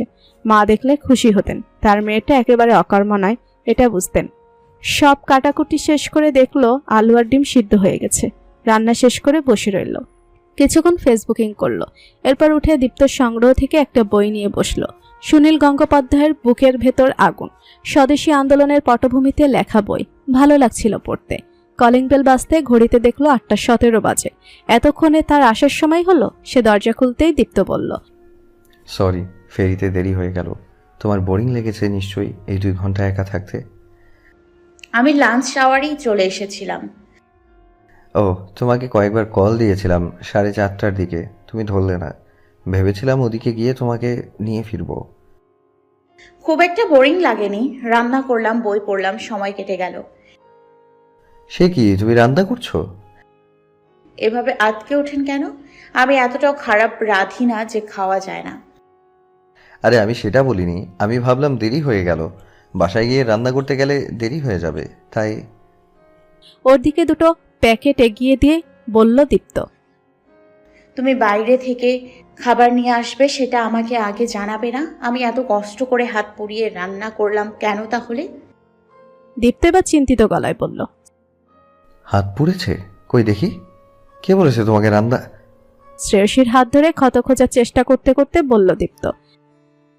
আরে হাতে কিছু হয়নি গাধা, ওটা কথার কথা। দীপ্ত স্বস্তির নিঃশ্বাস ফেলে বলল। আচ্ছা তাই বলো। আগে বলো, এটা আমাকে জানাতে পারোনি? মোবাইল ফোন বলে একটা বস্তু আছে, তাতে যোগাযোগ করা যায়। ঠিক আছে, এরপর তোমাকে কল দেবো দেরি হলে। মনে থাকে যেন, এতগুলো খাবার নষ্ট হবে। আরে নষ্ট হবে কেন, তোমার রান্নাটা ফ্রিজে রেখে দিই, সকালে চলে যাবে। বলার পরে সে শ্রেয়সীর দিকে তাকালো। শাড়ি পরেছে আজ, আঁচল কোমরে গোজা। দীপ্ত হেসে বলল। আজ তোমাকে কেমন বউ বউ লাগছে? এতদিন তাহলে কার মতো লেগেছে? দীপ্ত সেই হাসিতে বুঁদ হয়ে গেল। মহাবিষ্টের মতো ধীর পায়ে সে এগিয়ে গেল শ্রেয়সীর দিকে, দৃষ্টিতে এক সমুদ্র প্রেমের উত্তাল ঢেউ। মহসিন সাহেব ঢাকায় ফিরেছেন গতকাল। এখন বেশ কয়েকদিন তার এমন দৌড়াদৌড়ির মধ্যে থাকতে হবে। এই বয়সে এসব ঝুট ঝামেলা তার ভালো লাগে না, আগেও লাগতো না যদিও। তবে নিজের বয়সের সাথে সাথে অনেক কিছু মানিয়ে নিতে তিনি শিখে গেছেন বহু আগেই। 8 বছরের ছেলেকে নিয়ে কত চড়াই উতরাই তাকে পাড়ি দিতে হয়েছে তা কেবল তিনিই জানেন। তবে শোভার উপরে তার নিজের যত ক্ষোভই থাকুক, তিনি কোনোদিন দীপ্তের উপরে তার নিজের মতামত চাপিয়ে দিতে চাননি। কোনো প্রকার নেতিবাচক মন্তব্য প্রাক্তন স্ত্রীকে নিয়ে ছেলের কান বিষিয়ে দিতে চাননি। তার সাথে সংসার টেকেনি বলে যে ছেলেকে উস্কে দেবেন তেমন মানসিকতা তার কোনো কালেই ছিল না। তাতে দীপ্তর ছেলেবেলা আরও খারাপ হতো। হয়তো সে ভালো মানুষ হতে পারত না, আরও বেশি ভেঙে পড়তো। তাতে লাভ কিছুই হতো না, বরং সন্তানের মনের বিরূপ প্রভাব সন্তানের মানসিকতাকে বাজেভাবে প্রভাবিত করত। একজন বাবা হিসেবে শোভার সাথে তার ঝামেলার বিষয়টা কেবলই তাদের ব্যক্তিগত হিসেবেই রেখে এসেছেন। তবুও দীপ্ত মাকে পছন্দ করে না। চোখের সামনে যা সে দেখেছে তাই ছোট্ট মস্তিষ্কে এখনো রয়ে গেছে। প্রথম দিকে ঘুমের ঘোরে মা মা বলে কেঁদে উঠত।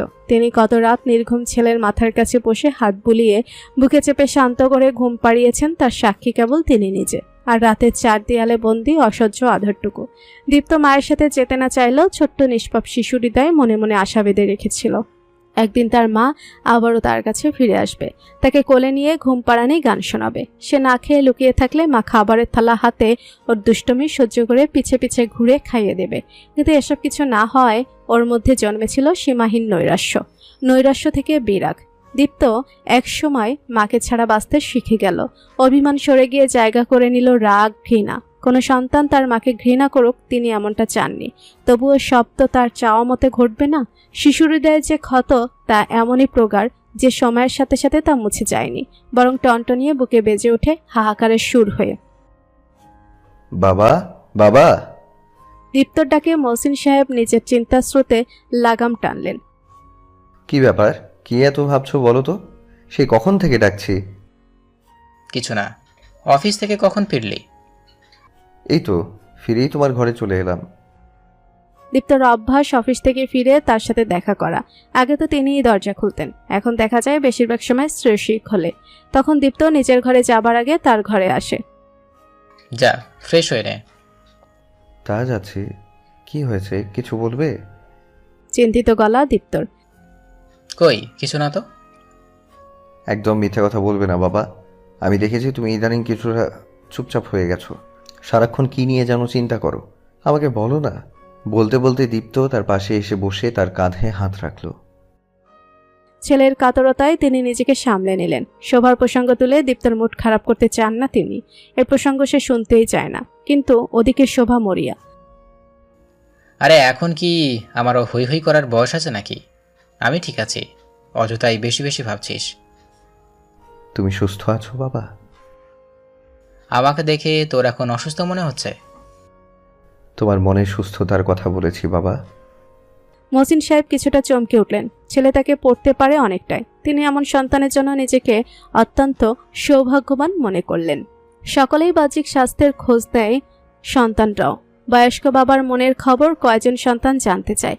জীবনের সমস্ত অপ্রাপ্তি এক নিমিষায় ভেসে গেল জলের তোড়ে। সহসায় নিজেকে ভীষণ সুখী বলে মনে হলো। এক জীবনে আর কি চাইবার আছে মানুষের? দীপ্ত জানে আর জিজ্ঞেস করে লাভ নেই, বাবা কিচ্ছু বলবেন না। তবে তা চিন্তার খাত কোন দিকে বইতে পারে তা সে জানে। তাদের দুজনে জীবনের সমস্ত দুর্ভাগ্যের কারণ একমাত্র ওই মহিলা, যে ওর জন্মদাত্রী। রাতে 11টার দিকে দীপ্ত হঠাৎ প্রস্তাব দিল। ছাদে যাবে? বারান্দায় বসেছিলাম, চমৎকার জ্যোৎস্না, যাবে? শ্রেয়সী বৃষ্টি ভালোবাসে, জ্যোৎস্না ভালোবাসে, এটা দীপ্ত জানে। খোলা বারান্দায় চমৎকার আলোর বন্যা দেখে তার স্ত্রীকে খুশি করতে চাইল। কেন যেন ওর হাসি মুখ দেখতে ভীষণ ভালো লাগে দীপ্তর। চলো যাই। ছাদে ওঠে মুগ্ধ গলায় শ্রেয়সী বলল। কি সুন্দর। যদিও কৃত্রিম আলো আছে চারপাশে, তবুও তা যেন এমন পৃথিবী প্লাবী জ্যোৎস্নার আলোর কাছে মিলান। দীপ্ত মোহগ্রস্ত গলায় বলল, তোমার মতো। শ্রেয়সী এগিয়ে এসে দীপ্তর হাত ধরে বলল, আমাদের মতো। বলেই হাসল দুজন। সেই হাসি মিশে গেল জ্যোৎস্নায়, আর জ্যোৎস্না তার সমস্ত আলো নিয়ে যেন মিশে গেল ওদের হৃদয়। সেই আলো জুড়ে কেবল ভালোবাসা, ভালোবাসা আর ভালোবাসা। আর 1 সপ্তাহ পরেই দীপ্তর জন্মদিন। শ্রেয়সী অফিস থেকে বেরিয়ে ভাবল আজ একবার শপিং মলে যাবে। ওর সাথে পরিচিত হবার পরে দীপ্তর প্রথমবার জন্মদিন, একটু স্পেশাল কিছু না হলে চলে। নিজের জন্মদিনে দীপ্তর উপহারের কথা ওর মনে পড়ল। সেদিনটা না হলে হয়তো দীপ্তকে নিয়ে, এই সম্পর্কটা নিয়ে সে ভাবতেই পারত না। আজ বেশ ভ্যাপসা গরম পড়েছে। রোদে 1 মিনিট দাঁড়ালে গায়ে যেন ফোসকা পড়ে যায়। মানুষ যে কেন গাছপালা সব কেটে একাকার করে ফেলছে, তার ফল ভোগ করছে এখন। শ্রেয়সী সিএনজি থেকে নেমে এলো, কি দেয়া যায় ভাবছে আর এদিক ওদিক ঘুরছে, কিন্তু সিদ্ধান্ত নিতে পারছে না যে কোনটা স্পেশাল হবে। আজ কিছু পছন্দ না হলে যেন আরও ভাবার সময় পাওয়া যায়, সেজন্য সময় থাকতে এসেছে। তাই অত চাপ নেই। একবার ভাবলো শিমুলকে কল করে দীপ্তর ফ্যাসিনেশন জানবে কিনা। পুরনো এবং কাছের বন্ধু সে, শ্রেয়সী যেটুকু জেনেছে সে নিশ্চয়ই আরো বেশি করে জানবে। পরক্ষণেই ভাবনাটা বাতিল করে দিল সে। না, নিজের জানা থেকে উপহার কিনবে সে, সেটাই ভালো হবে। স্পেশাল মানুষের জন্য উপহারে নিজের ওই ভাবনাটুকুরই তো বেশি বিশেষত্ব থাকে। যাকে উপহার দেয়া হয় তারও তো এটা ভাবতে ভালো লাগবে যে উপহারদাতা তার জন্য এত ভেবে ভালোবেসে সেই উপহারটা দিয়েছে। সেটা থেকে সে নিজেও বঞ্চিত হতে চায় না, দীপ্তকেও করতে চায় না। শ্রেয়সী ভাবল কিছুদিন আগে সে একা ছিল, নিজের পরিবার, আত্মীয় স্বজন আর অল্প কিছু বন্ধু বাদে আর কারোর জন্য কখনো সে ভাবেনি। এভাবে তো ভাবেইনি। সে তার প্রেমের জিরো এক্সপিরিয়েন্স নিয়েও বান্ধবীদের বয়ফ্রেন্ডকে কি গিফট করা যায় তার সাজেশন দিয়ে এসেছে। অথচ আজ নিজের বরকে কি দেবে তা নিয়ে ভেবে অস্থির। একটা আউটলেট থেকে বেরিয়ে এসে দাঁড়িয়েছে। তখনই আচমকে একজন অভিজাত পোশাক আর চালচলনের মধ্যবয়স্ক মহিলা এসে ওর সামনে দাঁড়ালেন। ওর দিকে খানিকটা তাকিয়ে থেকে বললেন, তোমার নাম শ্রেয়সী? শ্রেয়সী মৃদু হেসে বলল, জি, আপনি? মহিলা আরো খানিকটা এগিয়ে এসে ওর চিবুকে হাত রাখলে শ্রেয়সী অস্বস্তি বোধ করল। ভীষণ লক্ষ্মী দেখতে তুমি। আমাকে বোধহয় চিনতে পারোনি, তবে তোমাকে ঠিক চিনেছি। কি দুর্ভাগ্য বলো তো, নিজের ছেলেকে ফেসবুকে স্টক করে তোমার ছবি দেখতে হয়েছে। এখন চিনেছ? শ্রেয়সী এখনো তাকিয়ে আছে। এবার তিনি হেসে বললেন, আমি দীপ্তর মা। শ্রেয়সী স্থানবোধ দাঁড়িয়ে রইল। কিছুক্ষণ বুঝতে পারল না কি করা উচিত ওর। শোভা তার বর্তমান হাজবেন্ডের সাথে থাইল্যান্ড যাবে ভ্যাকেশনে। যদিও 2 সপ্তাহ সময় হাতে আছে, তবুও কিছু কেনাকাটা করতে এসেছিলেন। দূর থেকে শ্রেয়সীকে দেখে তার চেনা চেনা লাগে। এরপর ফেসবুক অ্যাকাউন্টে লগ ইন করে দীপ্তর প্রোফাইলে গিয়ে কিছুটা নিশ্চিত হন। এরপর এগিয়ে এসে কাছ থেকে দেখেন। আসসালামু আলাইকুম আন্টি। শ্রেয়সী আড়ষ্টতা কাটিয়ে উঠে সালাম দিল। ওয়ালাইকুম আসসালাম। কেমন আছো মা? ভালো, আপনি? আমার আর ভালো থাকা। ছেলের বউ এভাবে দেখলাম প্রথমবার। দীপ্তকে আমি জন্ম দিয়েছি, ওর মা। একজন মায়ের জন্য এটা কষ্টের, তুমি জানো। শ্রেয়সীর কি বলা উচিত সে বুঝতে পারে না। দীপ্তর মা সম্পর্কে সে তেমন কিছু জানেও না। এটা যেহেতু দীপ্ত এবং মহসিন সাহেব দুজনের জন্যই অস্বস্তিকর একটা বিষয়, তাই সে আগ বাড়িয়ে কখনো জানতে চায়নি। শোভা খোঁজ নিয়ে দীপ্তর ওয়াইফ সম্পর্কে কিছু জেনেছে আগেই, তাই জিজ্ঞেস করলো, শুনেছি তুমি জব করছো, ভালো লেগেছে জেনে। তা তোমার শ্বশুর আপত্তি করেনি? এবার শ্রেয়সী কথা বলল, না, আপত্তি কেন করবেন? তাহলে বলতে হয় সুবুদ্ধি হয়েছে। যাক সে কথা, তুমি পুরোপুরি স্বাধীনতা পাচ্ছ দেখে ভালো লাগলো। শ্রেয়সী মহসিন সাহেবকে একজন অত্যন্ত খোলা মনের মানুষ হিসেবে জানে। তার কাছ থেকে অগাধ স্নেহ পেয়েছে, তাকে খুব কাছ থেকে দেখেছে। আর শোভাকে আজ প্রথম দেখছে, তাই সে বিশ্বাস করলো না শোভার মধ্যে এখনো চোখ ধাঁধানো সৌন্দর্য আছে। বয়স ধরে রেখেছেন। দীপ্তর বাবাকে বাবা বলছো, আমাকে আন্টি? আসলে আপনাকে আজ প্রথম দেখছি বলে। এমন আড়ষ্ট হয়ে আছো কেন মা? দীপ্ত আর ওই লোকটা আমার সম্পর্কে তোমার কান ভারী করেছে বুঝি? তাদের সাথে আপনাকে নিয়ে আমার কখনো কথা হয়নি। শোভা একটা দীর্ঘশ্বাস ফেললেন। নিজের ছেলের কাছেও তিনি অবাঞ্ছিত। আচ্ছা যাক ওসব কথা। তোমাকে আজ প্রথম দেখলাম, খালি হাতে কেমন দেখা যায় বলো তো? তুমি একটু আমার সাথে এসো মা। আন্টি, আমি এখন কিছু নিতে পারবো না। কেন? আমি তোমার শাশুড়ি, ছেলে আমার সাথে কথা বলে না, কতদিন ওকে কাছ থেকে দেখি না। তুমিও যদি আমাকে এভাবে প্রত্যাখ্যান করো তাহলে আমি... এটুকু বলে খানিকটা কাঁদো কাঁদো গলায় বললেন, ধরে নাও একজন অত্যন্ত দুঃখী মায়ের পক্ষ থেকে তার কষ্ট কিঞ্চিত হলেও লাঘব করবার একটা চেষ্টা। প্লিজ না করো না মা। তোমার মাকে তুমি না করতে পারতে? শ্রেয়সী অদ্ভুত এক দ্বিধাদ্বন্দ্বের মধ্যে পড়ল। একদিকে শোভার বলা কথাগুলো, অন্যদিকে ওই বাসায় সবাই কিভাবে নেবে। আমি ধরে নেব এই ছোট্ট উপহারের সাথে হলেও সন্তানের সাথে খানিকটা থাকলাম। এটুকু স্বস্তি থেকে আমাকে বঞ্চিত করো না প্লিজ। এবার শ্রেয়সী না করতে পারল না। হাজার হোক তিনি দীপ্তর মা, তার যদি কোনো ভুলও থাকে তবুও সন্তানকে তো ভালোবাসেন। এমন আকুতি সে কি করে এড়িয়ে যাবে? সে সম্মতি দিল। শোভা তাকে নিয়ে জুয়েলারি শপে ঢুকলো। তিনি নিজে একটা চেন পছন্দ করে শ্রেয়সীর গলার সামনে ধরে বললেন, বাহ, বেশ মানিয়েছে তোমাকে। পছন্দ হয়েছে? প্রথম পরিচয়ে এমন দামি উপহার নিতে ওর মন একেবারেই সায় দিচ্ছিল না। শোভা এবারও আকুতি ভরা গলায় ওকে বোঝালেন। তিনি নিজে শ্রেয়সীর গলায় পরিয়ে দিলেন। একসাথে শপিং মল থেকে বাইরে এলেন। শ্রেয়সীকে গাড়ির জন্য দাঁড়িয়ে থাকতে দেখে বললেন, আমি তোমাকে পৌঁছে দেই? না আন্টি প্লিজ, আমি চলে যাব। আমাদের জন্য দোয়া করবেন। অবশ্যই, সন্তানের জন্য মায়ের দোয়া সবসময় থাকে। শ্রেয়সী সিএনজিতে উঠে বসলো। ওর মন খচখচ করছে। চেনটা গলা থেকে খুলে ভ্যানিটি ব্যাগে রাখলো। বাসায় ফিরতে ফিরতে মহসিন সাহেব দরজা খুলে দিলেন। শ্রেয়সী একবার ভাবলো মহসিন সাহেবকে ঘটনাটা বলবে কিনা। পরে মনে হলো না থাক, কাটা ঘায়ে নুনের ছিটা যদি মনে হয়, তার থেকে বরং দীপ্ত ফিরুক, তাকে বুঝিয়ে বলতে হবে। তবে না বলা পর্যন্ত স্বস্তি পাচ্ছে না। দীপ্ত মিনিট 5 মধ্যেই ফিরল। শ্রেয়সী যেদিন অসুস্থতা নিয়ে রান্না করেছিল তারপর থেকে সে বাইরে দেরি করে না। অফিস টাইম শেষ হলে বাসায় ফিরে আসে। সন্ধ্যার পরে তিনজন একসাথে বসে কিছুক্ষণ আড্ডা দেয়। পারিবারিক আড্ডা, একান্ত তাদের নিজেদের। 9টায় খাবার পরে মহসিন সাহেব ওষুধ খেয়ে কিছুক্ষণ টেলিভিশনে খবর দেখেন, জিওগ্রাফি চ্যানেল দেখেন কিছুক্ষণ। তারপর 10টার দিকে নিজের ঘরে চলে যান। দীপ্তর শ্রেয়সী বারান্দায় বসে ঘরের আলো নিভিয়ে দিয়ে এই পাশটায় এখনো খোলামেলা, বাতাসটা ভালো লাগে। 11টার দিকে একসাথে মুভি কিংবা সিরিজ দেখে কিছুক্ষণ। তারপরের সময়টা একেবারে তাদের একান্ত। আজ দীপ্ত ভীষণ ফুরফুরে মুড়ে আছে। বারান্দায় চাঁদের আলো আসছে। নতুন গোলাপ গাছে কলি এসেছে দেখেছো? দীপ্তর বারান্দায় নিজের লাগানো অনেকগুলো গাছ। এই গাছটা সর্বশেষ লাগিয়েছে। অত্যন্ত গুছিয়ে চলার পাশাপাশি গাছ, ফুল এসবও ভালোবাসে সে। সেই সব গাছে নতুন ফুল ফুটলে বা নতুন কুড়ি এলে শিশুর মতো উচ্ছ্বসিত হয়ে ছেলেটা। শ্রেয়সী কিভাবে কথা শুরু করবে ভাবছিল। দীপ্ত ওর পেছন থেকে কাঁধের সামনে হাত দিয়ে জড়িয়ে ধরে জিজ্ঞেস করলো, কি এত ভাবছো? শ্রেয়সী ওকে জড়িয়ে রাখা দীপ্তর হাতের উপরে আলতো করে হাত রেখে বলল, দীপ্ত, আজ আমার একজনের সাথে দেখা হয়েছিল। দীপ্ত নিজের চিবুক শ্রেয়সীর কাঁধে রেখে বলল, কার সাথে? এত অস্বস্তি বোধ করছো কেন? পুরানো বয়ফ্রেন্ড?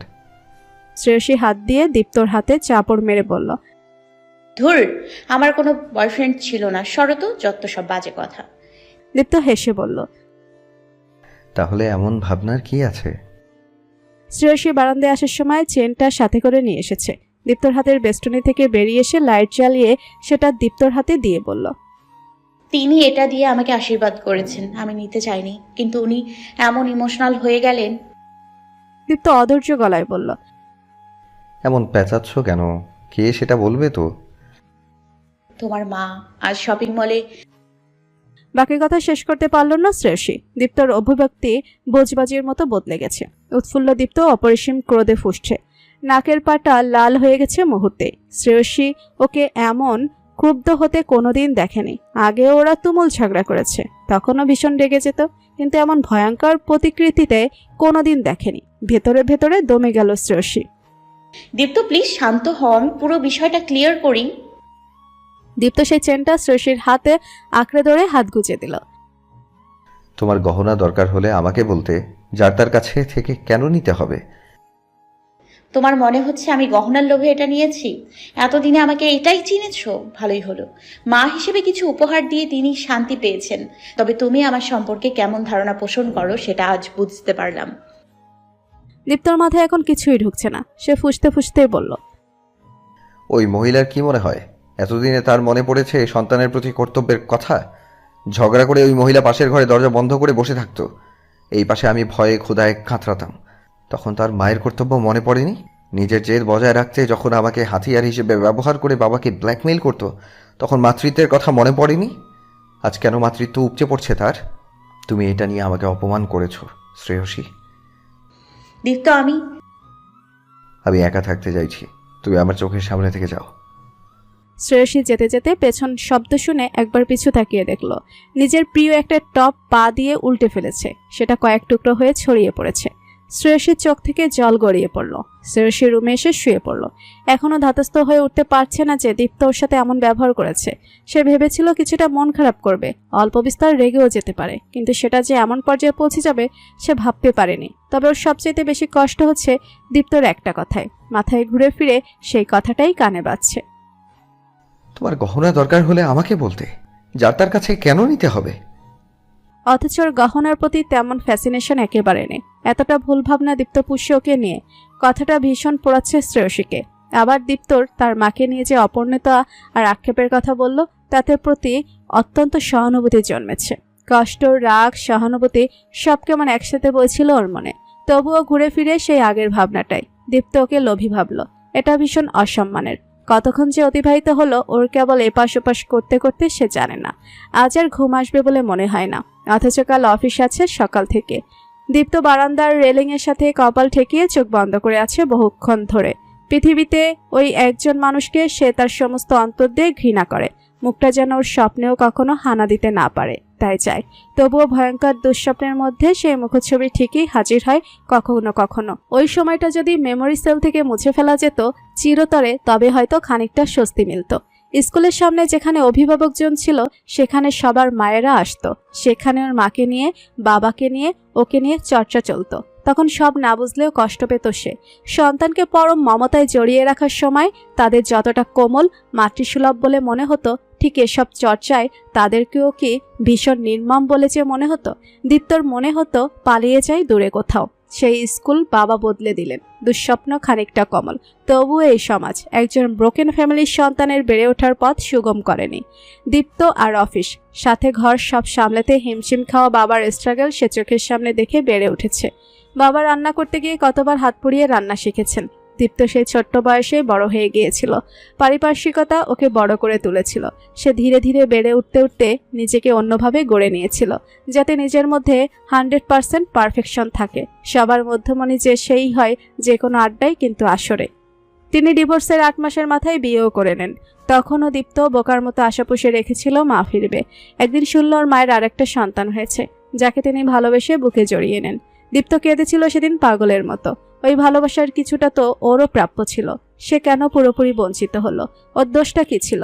সেই সন্তান জন্মানোর পর বছর 3 তিনি কোনো যোগাযোগ করেননি। আজ সিম্প্যাথি কেন চাইছেন তিনি? কি চান? শ্রেয়সী মনে পড়ল শ্রেয়সীর কথা। ঘন্টা দিয়ে অতিবাহিত হয়ে গেছে ততক্ষণে। দীপ্তর উত্তপ্ত মস্তিষ্ক খানিকটা স্থির হয়েছে। শ্রেয়সীর সাথে নিজের আচরণ মনে পড়ল। ওর তো কোনো দোষ নেই, বৃথাই ওর উপরে রাগ ছেড়ে ফেলেছে। ওকে নিশ্চয়ই ইমোশনাল ব্ল্যাকমেল করেছে বলে বাধ্য হয়ে নিয়েছে। তার ইমোশনকে আঘাত করতে চায়নি হয়তো। তাছাড়া শ্রেয়সীকে সে এই কয়দিনে যেটুকু চিনেছে তাতে এটুকু বুঝতে পেরেছে তার আত্মসম্মানবোধ অত্যন্ত প্রখর। না, ভুল হয়ে গেছে ওর, ক্ষমা চাইতে হবে। রুমে এসে আলো জ্বালানো না, শব্দে এসেছে বলে শ্রেয়সীর ছটফট সে খেয়াল করেছে। ঘুমোয়নি এখনো। কিভাবে ক্ষমা চাইবে তাই সে ভাবছিল, কিন্তু ডাকার মতো সাহস আপাতত সঞ্চয় করতে পারল না। সে পাশে শুয়ে শ্রেয়সীকে জড়িয়ে ধরল। শ্রেয়সী বলল, কাল অফিস আছে, আমি ঘুমাবো। গায়ে হাত দিও না, ভাল লাগছে না। আমার হৃদয়ে দগধগে ক্ষত আছে, তুমি তাতে একটু প্রলেপ দিয়ে দাও প্লিজ। আমি একটু শান্তিতে ঘুমাতে চাই আজ। শ্রেয়সীর রাগ পড়েনি, তবে এমন করে বলল দীপ্ত যে এড়াতে পারল না। সে দীপ্তর মাথায় হাত বুলিয়ে দিতে শুরু করলো আলতো করে। বাবা আমার সবচাইতে কাছের বন্ধু, তবুও সমস্ত কথা তার সাথে শেয়ার করা যায় না। তুমি আমার তেমন বন্ধু হবে শ্রেয়সী, যাকে হৃৎপিণ্ড খুলে সব কটা প্রকোষ্ঠে কি জমে আছে তার সমস্তটা খুলে দেখানো যায়। শ্রেয়সী তখনও একটা হাতে দীপ্তর পিঠে মাথায় হাতের স্পর্শে ওকে শান্ত করতে চাইছে। দীপ্ত ফুফিয়ে উঠছে নিঃশব্দ কান্নায়। শ্রেয়সীও নিশ্চুপ, নৈশব্দ জায়গা করে নিয়েছে ঘর জুড়ে। দীপ্তর ভীষণ ভালো লাগছে আলতো স্পর্শটুকু, যে স্পর্শে বন্ধুত্বতা আছে, মায়া আছে, ভালোবাসা আছে, ভরসাও আছে। ধীরে ধীরে ধাতস্থ হয়ে এলো দীপ্ত। সে প্রথম নিঃশব্দ ভাঙল। হবে আমার তেমন বন্ধু? শ্রেয়সীর অভিমান হলো, এখন ওকে বুঝতে পারল না। আলতো স্বরে বলল, উত্তর পাওনি বুঝি? সব কথা মুক্তি বলে প্রকাশ করতে হবে। দীপ্ত শ্রেয়সীর দিক আরো ঘেঁষে এসে বলল, আমি ভয় পাই যে। কিসের ভয়? কেন? আর আবার কেন? দীপ্ত উত্তর দিতে পারল না। হৃদয় খুলে দিতে চাইলেও পুরোটা কি সে খুলতে পারবে? বিয়ের ব্যাপারে শুরুতে যে হঠকারিতার আশ্রয় নিয়েছিল, সেই কপটতা কি শ্রেয়সী ক্ষমা করতে পারবে? কেন বললে না? জানি না, তবে তোমার সাথে এই একটা মাস থাকতে থাকতে এতটুকু বলতে পারি, তুমি আমার অভ্যাসে পরিণত হয়ে গেছো। তোমার সাথে একসাথে মুড়ি আর চা খেতে খেতে খেলা দেখা, মুভি দেখা, রান্নাঘরে খুনসুটি, তোমার আমাকে বুঝতে পারা, সবকিছু কেমন যেন আমার ভীষণ আপন হয়ে গেছে। অপরিহার্য হয়ে গেছে তোমার সঙ্গ। প্রয়োজন অ্যাডজাস্ট করে নেওয়া যায়, কিন্তু অপরিহার্য কিছুর অ্যাডজাস্টমেন্ট হয় না। তুমি কখন আমাকে ছেড়ে গেলে আমার শ্বাস আটকে যাবে। শ্রেয়সী দীপ্তকে সরিয়ে উঠে বসলো, তারপর ওকেও বসালো। শ্রেয়সী রেগে শুয়েছিল বলে জানালার পর্দা সরানো হয়নি, সেদিক থেকে আবছা চাঁদের আলো আসছে। তাতে দীপ্তকে দেখল সে, তারপর ওকে জড়িয়ে ধরল। এরপর বলল, তোমার কেন মনে হলো আমি চলে যাব? চলে যাবার জন্য আমি তোমার হাত ধরিনি, ভালোবেসে ধরেছি। ভালোবাসা এত ঠুকনো নয়। তুমি রেগে নেই আর? শ্রেয়সী সরে এলো। কিছুক্ষণ আগের কথাগুলো মনে পড়ল, সাথে সাথে উত্তর দিল না। ওদিকে দীপ্ত কেমন অস্থির হয়ে উঠছে। রেগে আছি এখনো, এটা সত্যি। তুমি আমাকে যা বলেছো তা ভীষণ অসম্মানজনক আমার জন্য। আমি সব সহ্য করতে পারবো, কিন্তু অসম্মান আর কপটতা আমি নিতে পারি না। দ্বিতীয়টা তোমার মধ্যে পাইনি। সম্পর্কে রেসপেক্ট জিনিসটা ভীষণ ইম্পর্টেন্ট। আরেকটা হলো বিশ্বাস। এই দুটো জায়গায় আঘাত করো না, আমি কোথাও যাব না। এটুকু বলে দীপ্তর হাত নিজের হাতে জড়িয়ে শ্রেয়সী বলল, কথা দিলাম। দীপ্ত ঘোরগ্রস্ত চোখে শ্রেয়সীকে দেখল কিছুক্ষণ। অপরাধ বোধে পুড়ে সে বলল, সরি। সরি বলতে হয় এমন কিছু করো না প্লিজ, আমার কষ্ট হয়। আমি তোমাকে ভরসা করে তোমার সাথে নিজেকে জড়িয়ে নিয়েছি। তোমার শোক সুখ সবকিছুর সাথেই শেষ নিঃশ্বাস অবধি থাকতে চাই। দীপ্ত বলতে চাইল, তোমার ভরসা কখনো টলতে দেব না। কিন্তু বলতে পারল কই? সে তো এখনো কপটতারাই আশ্রয় নিল। ভরসা তো সে শুরুতেই ভেঙে রেখেছে। ওই সময়টা যদি মুছে ফেলা যেত। কি ছেলে মানুষে যে তখন মাথায় চেপেছিল, অথচ সে নিজেকে বলে সে নাকি অনেক পরিণত, পারফেক্ট। ভুল চিনেছিল নিজেকে। সে এত কথা বলল, অথচ ভালোবাসি বলতে পারল না। মনে পড়ল ওর বাবা মা পরস্পরকে ভালোবেসে বিয়ে করেছিল। ভালোবাসা ঠুনকো না হলেও অতটা মজবুত কি? তবুও সে আজ শ্রেয়সীকে হারাবার ভয় পেয়েছে। এটা তো ভালোবাসাই, সে তো ভালোবাসে, এটা উপলব্ধি করে, কিন্তু মুখে বলতে পারে কই? বললেই যদি ফিকে হয়ে যায় ভালোবাসার পোগার রংটা। বেরঙিন ভালোবাসা বড্ড যাতনার, সেই যাতনা ওর সজ্জাতীত। আমি বাইরে যতটা গোছানো, ভেতরে ভেতরে ততটাই ভাঙাচোরা। তুমি আমাকে গড়ে পেটে নিও শ্রেয়সী। মানুষ তো, যদি কখনো ভুল করি আমাকে শুধরে দিও, এভাবেই পাশে থেকে। আমি নতুন করে আর কোনো ভুল করব না। এই কথার নিগুড় তাৎপর্য শ্রেয়সী বুঝল না। সে আজকের ঘটনার পরিপ্রেক্ষিতে এই কথা ধরে নিল। শ্রেয়সী দীপ্ত চুল এলোমেলো করে দিয়ে বলল, এবার একটু হাসো তো দেখি। এরকম দেবদাস দেবদাস লুকে তোমাকে মানাচ্ছে না, দেখতে পচা লাগছে।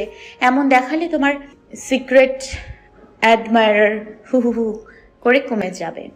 গোমট পরিবেশ হালকা করার জন্য কথাটা বলল শ্রেয়সী। দীপ্ত বলল, তুমি তো এটাই চাও। আমি তো কত কিছুই চাই, সব তুমি বোঝো। দীপ্ত এবার স্মিত হাসল। কি চাও শুনি? তুমি দেবে কিনা সেটা বলো। সামর্থ্যের মধ্যে হলে অবশ্যই দেব। শ্রেয়সী খিলখিল করে হেসে উঠল। সেই হাসি ছন্দ তুলল দীপ্তর কানে। সপ্তসূর্য যেন মিশে আছে সেই ছন্দে। হাসিতে যে এমন সুর আর ছন্দ থাকে তা দীপ্ত জানতো না। ভয় পেয়ে গেলে? ভয় নেই, আকাশের চাঁদ চাইবো না, তোমার সামর্থ্যের মধ্যেই চাইবো। হ্যাঁ, আমি ভয় পাই নাকি? বলেই দেখো। তোমার মুখে সবসময় হাসি দেখতে চাই। তোমার ছেলেবেলা তো আর ফিরে আসবে না, কিন্তু সামনে যে জীবনটা পড়ে আছে সেখানে পুরনো দুঃসহ স্মৃতিকে স্থান দিও না। তোমাকে খুশি দেখলে বাবা ভীষণ আনন্দিত হন।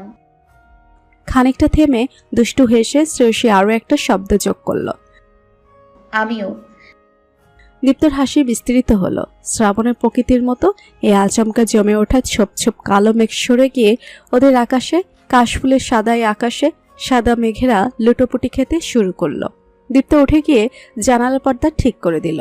এই ঘর মান অভিমান সরিয়ে আরেকটা ভালোবাসার সিক্ত রাতের সাক্ষী হলো। দীপ্ত শ্রেয়সী অফিসে চলে গেলে মহসিন সাহেব গত কিছুদিন থেকে বাইরে যাচ্ছেন। তার এক বন্ধুর কাছ থেকে গাড়ি বিষয়ক পরামর্শ নিলেন এবং গাড়ি দেখে এলেন। দীপ্ত শ্রেয়সীর বিয়ের উপহার হিসেবে এটা দেবার কথা ছিল। দীপ্তকে কয়েকবার বললেও সে কানে তোলেনি কথাটা। তিনি নিজেই উদ্যোগ নিলেন, এবার জন্মদিনে এটাই উপহার দেবেন।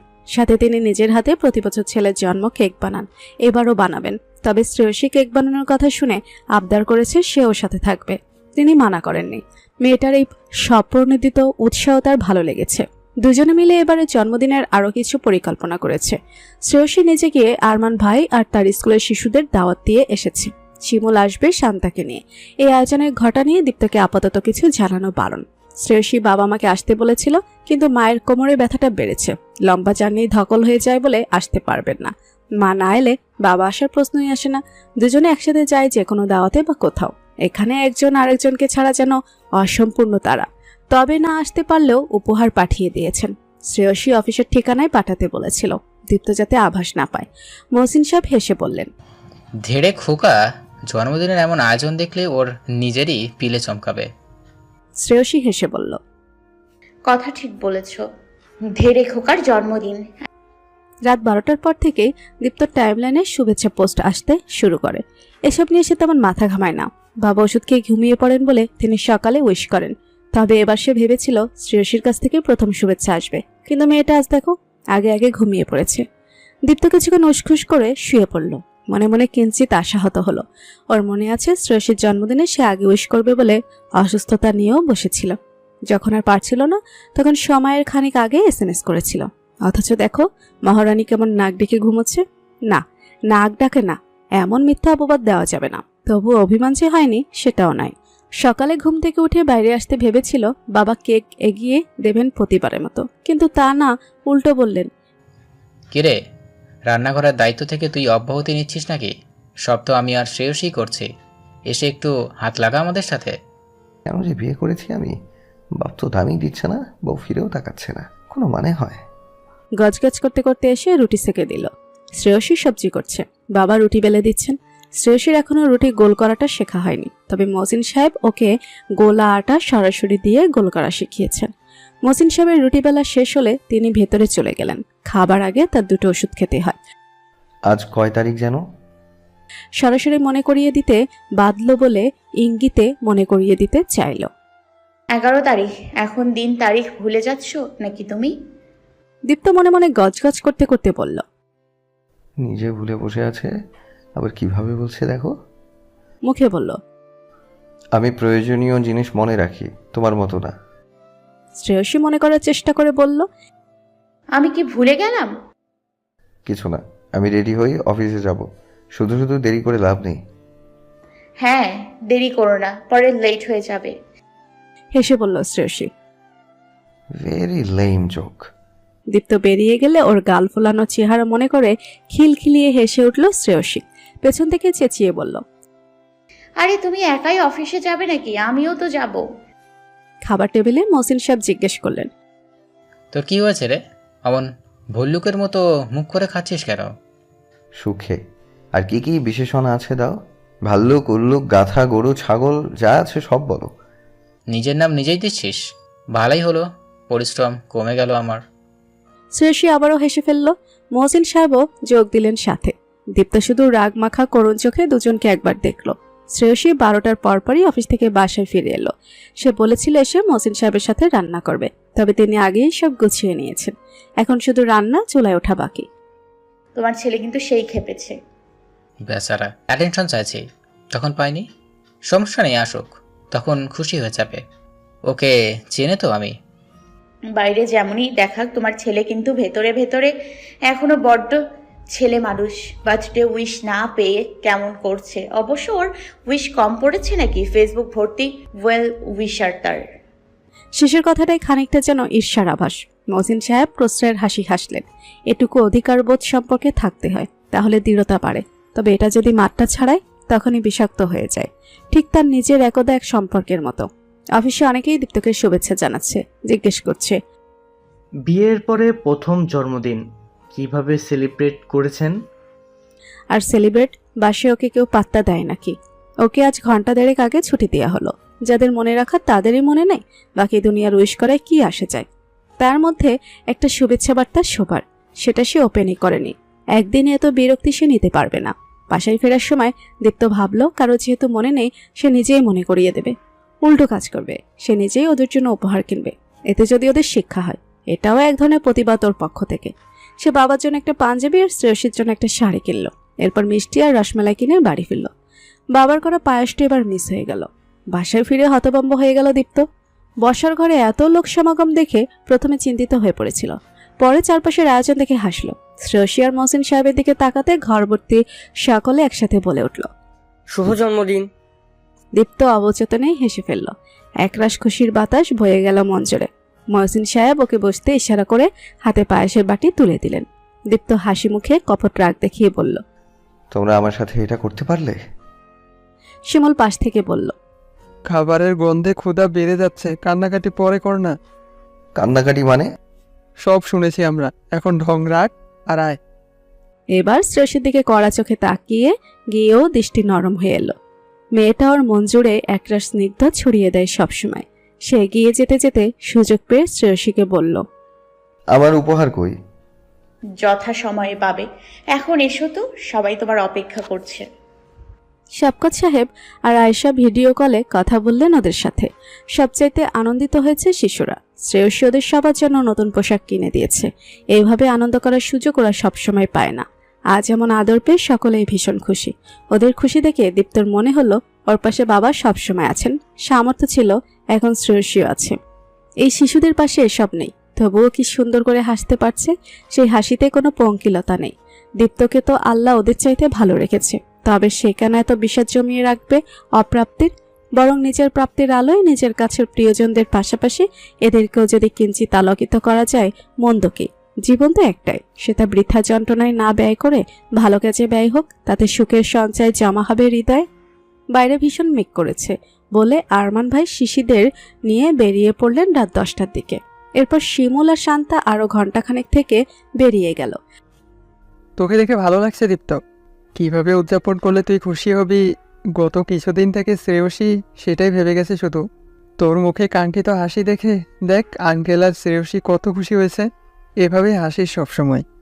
শিমুল যাবার আগে দীপ্তকে জড়িয়ে ধরে সবার অলক্ষ্যে কথাটা বলল। সৌম্যকে একবার টাইট দেয়া লাগবে। দীপ্ত বলতে শিমুল বলল, সৌম্যের কথাকে পাত্তা দেওয়ার কিছু নেই, ব্যাটা তোর নামে উল্টাপাল্টা কথা ছড়াচ্ছে। পাত্তা দিচ্ছিও না, কিন্তু খুব বিরক্ত লাগছে। আজকের আয়োজনের মধ্যে আমরা পরে এটা নিয়ে কথা বলবো, আসি। মহসিন সাহেব দীপ্ত আর শ্রেয়সীর হাতে গাড়ির চাবিটা ধরিয়ে দিলেন। বাবা, তুমি এত নাছোড়বান্দা কেন? তোর বাপ তাই। তুমি নিজেই জীবনের সবচাইতে বড় উপহার। তুমি সবসময় আমার উপরে বটবৃক্ষের মতো থেকো, তাহলেই হবে। অন্য উপহারের আবার আলাদা করে কি দরকার? মহসিন সাহেবের চোখে জল জমেছে। তিনি ছেলেকে সস্নেহে জড়িয়ে ধরে বললেন, আমার যা আছে সবই তো তোর। বেঁচে থাকতে তোকে সুখী দেখার যে আকুলতা তা পূর্ণ আছে, যেভাবে দেখতে চাই যতদিন বেঁচে আছি। দীপ্ত মনে মনে যা অনুভব করে মুখে সবসময় বলা হয় না, তাই আজ বলল, বাবা, আমি তোমাকে অনেক ভালোবাসি। বাবা জানেন সেটা, তবু অন্তর থেকে উচ্চারিত এমন ভালোবাসা মাখা কথাটাই তিনি আরেকবার আপ্লুত হলেন। বলতে গিয়ে দীপ্ত আপ্লুত হলো। শ্রেয়সী পাশে দাঁড়িয়ে দেখছিল, ওর চোখের কোনো ভিজে উঠল। দীপ্তের জন্মদিন সবাই ভুলে যাবার প্রতিবাদ স্বরূপ যে উপহার কিনেছিল এমন আয়োজন দেখে সেটা কোনো রকমে সরিয়ে রেখেছিল। এবার সেটা বের করলো। বাবার পাঞ্জাবি আর শ্রেয়সীকে শাড়িটা দিল। মহসিন সাহেব হেসে বললেন, তো ন্যাকামির লিস্ট কিন্তু আজকের কাণ্ডটাও যোগ হবে। দীপ্ত বলল। কি করেছি আমি? শ্রেয়সী পাশ থেকে ফোড়ন কেটে বলল, ধেরে কোকা জন্মদিনের উইশের জন্য কেমন ফুলে ফেপে উঠেছিল সেটা।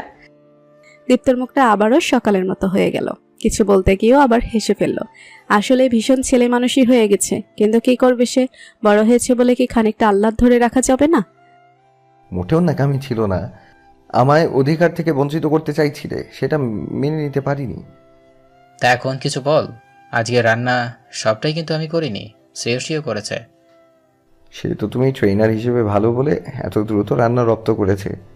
শ্রেয়সী রেগে দীপ্তর দিকে তাকালে সে বলল, ওই আর কি, মানে ট্রেনারও একাগ্রতা ভালো ছিল। সবাই হেসে ফেললো। এবার সবাই একসাথে গাড়ি দেখতে পার্কিং এলো। দীপ্ত শিমুলের সাথে ড্রাইভিং শিখেছিল। এখন রাতে কিছুক্ষণ তিনজন গাড়িতে বসে ঘুরে এলো। এরপর মহসিন সাহেব ঘুমোতে চলে গেলেন। দীপ্ত নিজের ঘরে আসতেই শ্রেয়সী বলল, তোমাকে কিন্তু কিউট লাগছিল সকালে, বাচ্চা বাচ্চা লাগছিল দেখতে। এখনো মজা করছো?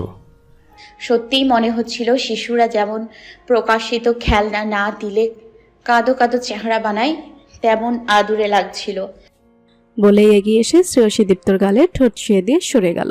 এরপর বলল, তখনকার পাওনাটা দিয়ে দিলাম। দীপ্ত এগিয়ে গিয়ে আদর ফেরত দিয়ে বলল, এটা রিটার্ন গিফট। এই শাড়িটা আজ প্রথম পরলে, তোমাকে ভীষণ মানিয়েছে। এই শাড়িটা বিয়ের কিছুদিন পরে দীপ্ত কিনে দিয়েছিল। প্রথম উপহার ছিল এটা, তাই আজকের দিনে এটাই পরেছিল। সাথে হালকা কিছু গহনা পরেছে। দীপ্ত চুল খুলে দিয়ে বলল, এখন আরো সুন্দর লাগছে। শ্রেয়সী হাসল। সে ভেবেছিল দীপ্ত শাড়িটার কথা মনে করতে পারবে না, কিন্তু পেরেছে। তার মানে সে দেখে পছন্দ করে এই শাড়িটা ওকে দিয়েছিল। সে অনেক বান্ধবীদের কাছে শুনেছে তাদের হাজবেন্ডরা কখন কোন শাড়ি দেয় পরে মনে করতে পারে না অনেকে। শ্রেয়সী বলল, এবার চোখটা একটু বন্ধ করো। কেন? সেটা জানতে হলে চোখ বন্ধ করতে হবে। এত প্রশ্ন করো কেন? দীপ্ত হেসে চোখ বন্ধ করলো। শ্রেয়সী দীপ্তের হাত ধরে দেয়ালের সামনে নিয়ে এলো। এরপর বলল, এবার চোখ খোলো দীপ্ত। দীপ্ত চোখ খুলল। ওর সামনে দেয়ালে বেশ বড় করে বাঁধানো ওদের বিয়ের একটা চমৎকার ছবি ঝুলছে, যে ছবি তোলার জন্য একসময় মনে মনে ফটোগ্রাফারকে গালাগালি করেছে। সেই ছবিটা আজ ওর চোখে একরাশ মধুময় স্মৃতি হয়ে ধরা দিল। শ্রেয়সী বসে আছে, ওর পেছনে দীপ্ত দাঁড়িয়ে খানিকটা ঝুঁকে মাথাটা ওর বরাবর এনে হাসি মুখে ক্যামেরার দিকে তাকিয়ে আছে। শ্রেয়সীর মুখ হাসিতে উদ্ভাসিত। দীপ্ত সেদিন মনে যা চলছিল ভাগ্যের ছবিতে তা ধরা পড়েনি। আর একটা ছবি পাশে দীপ্ত কাঁদছিল। মহসিন সাহেব ওকে কোলে নিয়ে একটা খেলনা হাতে কান্না থামাবার চেষ্টা করছিলেন। এই ছবিটা দীপ্ত লুকিয়ে রাখে, কান্নাকাটি করছিল সবাই দেখলে মজা করবে বলে। এই ছবি কই পেলে? বুঝেছি, বাবা দিয়েছে। ঘরের শত্রু বিভীষণ। এত কিউট একটা ছবি আমার ভীষণ ভালো লেগেছে। আজ দীপ্তরও ভালো লাগলো। দীপ্তর ভালো লাগার মানুষগুলোকে শ্রেয়সী বাঁধিয়ে এনে দিয়েছে। ওদের নিরুপদ্রব নির্ঝঞ্ঝাট জীবনের আরও 1 মাস কেটে গেল। দুজন দুজনকে আরও অনেকভাবে আবিষ্কার করলো। সময়টা কেটে গেল রঙিন ঝলমলে আবহে। দীপ্ত এখন গাড়ি নিয়ে আগে শ্রেয়সীকে অফিসে দিয়ে নিজের অফিসে যায়, ফেরার সময় আবার নিয়ে আসে। মহসিন সাহেবের এই সুখ দেখে ভারী ভালো লাগে। দীপ্ত অফিসে বসেছিল, তুর্য এলো দেখা করতে। ওর আরেকজন বন্ধু বলল, জরুরি কিছু কথা বলতাম, সময় হবে তোর? লাঞ্চ আওয়ার ছিল। ওর সাথে দীপ্ত অফিসের পাশের একটা রেস্টুরেন্টে এসে বসলো। তোর চেনা জানা ভালো কোনো উকিল আছে? কেন, কোনো সমস্যা? ডিভোর্সের জন্য আমি তরুকে আমার কাছে রাখতে চাই, কিন্তু তুলি কিছুতেই দেবে না। ডিভোর্স মানে? তুলির সাথে আর অ্যাডজাস্টমেন্ট হচ্ছে না রে। রোজ রোজ অশান্তির চাইতে আলাদা হয়ে যাওয়াটাই ভালো। কিন্তু তরু বয়স অত অল্প, ওর জন্য। বলতে বলতে থেমে গেল দীপ্ত। নিজের ছেলেবেলাটা তরুর মধ্যে দেখতে পেল যেন। তাছাড়া তোরা তো ভালোবেসে বিয়ে করেছিলি, হঠাৎ? তুর্য আর তুলির ভালোবাসা অনেকের কাছে ঈর্ষণীয় ছিল। তুলি হল থেকে রান্না করে নিয়ে আসতো তুর্যর জন্য। তুর্য তুলি বলতে অজ্ঞান ছিল।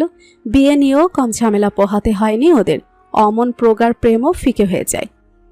ভালোবাসা ছিল, কিন্তু পাশাপাশি থাকতে থাকতে একসময় রং হারিয়ে যায়। তখন বড্ড রেগুলার, একঘেয়ে হয়ে যায় সব, চাওয়া পাওয়া বদলে যায়। যখন হিসেবের খরুখাতার কাটাকুটি চলে, অত হিসেব করে তো আর সংসার হয় না, তখন ভালোবাসার জানলা দিয়ে পালিয়ে যায়।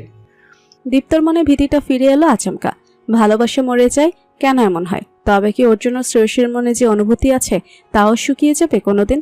তখন দীপ্ত কি করবে? অসহনীয় এক অস্থিরতা ওকে গ্রাস করলো। আজ অনেকদিন পরে দীপ্ত আবার রাত করে বাসায় ফিরল। তুর্যর সাথে কথা হবার পর থেকে মনটা কেমন বিক্ষিপ্ত হয়ে আছে। আজ এত দেরি হলো, ফোনটাও ধরছিলে না। শ্রেয়সীর হাসি মুখের দিকে তাকিয়েও দীপ্তর মন কেন্দ্রীভূত হলো না। ইচ্ছে হলো তাই। নির্লিপ্ত গলায় কথাটা বলে ঘরে চলে যাচ্ছিল দীপ্ত। মহসিন সাহেব বললেন, দেরি হবে সেটা কল করে জানিয়ে দিলেই তো হতো। বাড়িতে আমরা ভাবি তোকে নিয়ে। আমাকে নিয়ে ভাবার কি আছে বাবা, আমি তো ছোট বাচ্চা না। কথাটা বলেই ভেতরে চলে গেল। শ্রেয়সী মহসিন সাহেবের থমথমে মুখের দিকে তাকিয়ে হাসার চেষ্টা করলো, কিন্তু কেমন নির্জীব বলে মনে হলো। হয়তো অফিসের কোনো ঝামেলা নিয়ে আপসেট। তুমি শুয়ে পড়ো বাবা, আমি দেখছি। মহসিন সাহেব নিজের ঘরে এলেন বটে, তবে শ্রেয়সীর কথা তাকে আশ্বস্ত করতে পারল না। দীপ্তর নারী নক্ষত্র পর্যন্ত তিনি হাতের তালুর মতো চেনেন। ছেলের এমন নির্লিপ্ত আচরণ তার অস্বস্তি বাড়ালো। সন্তান বড় হয়েছে, তার নিজস্ব স্পেস তাকে দেওয়া উচিত। তবুও মনে হলো দীপ্তর সাথে তার সরাসরি কথা বলা দরকার।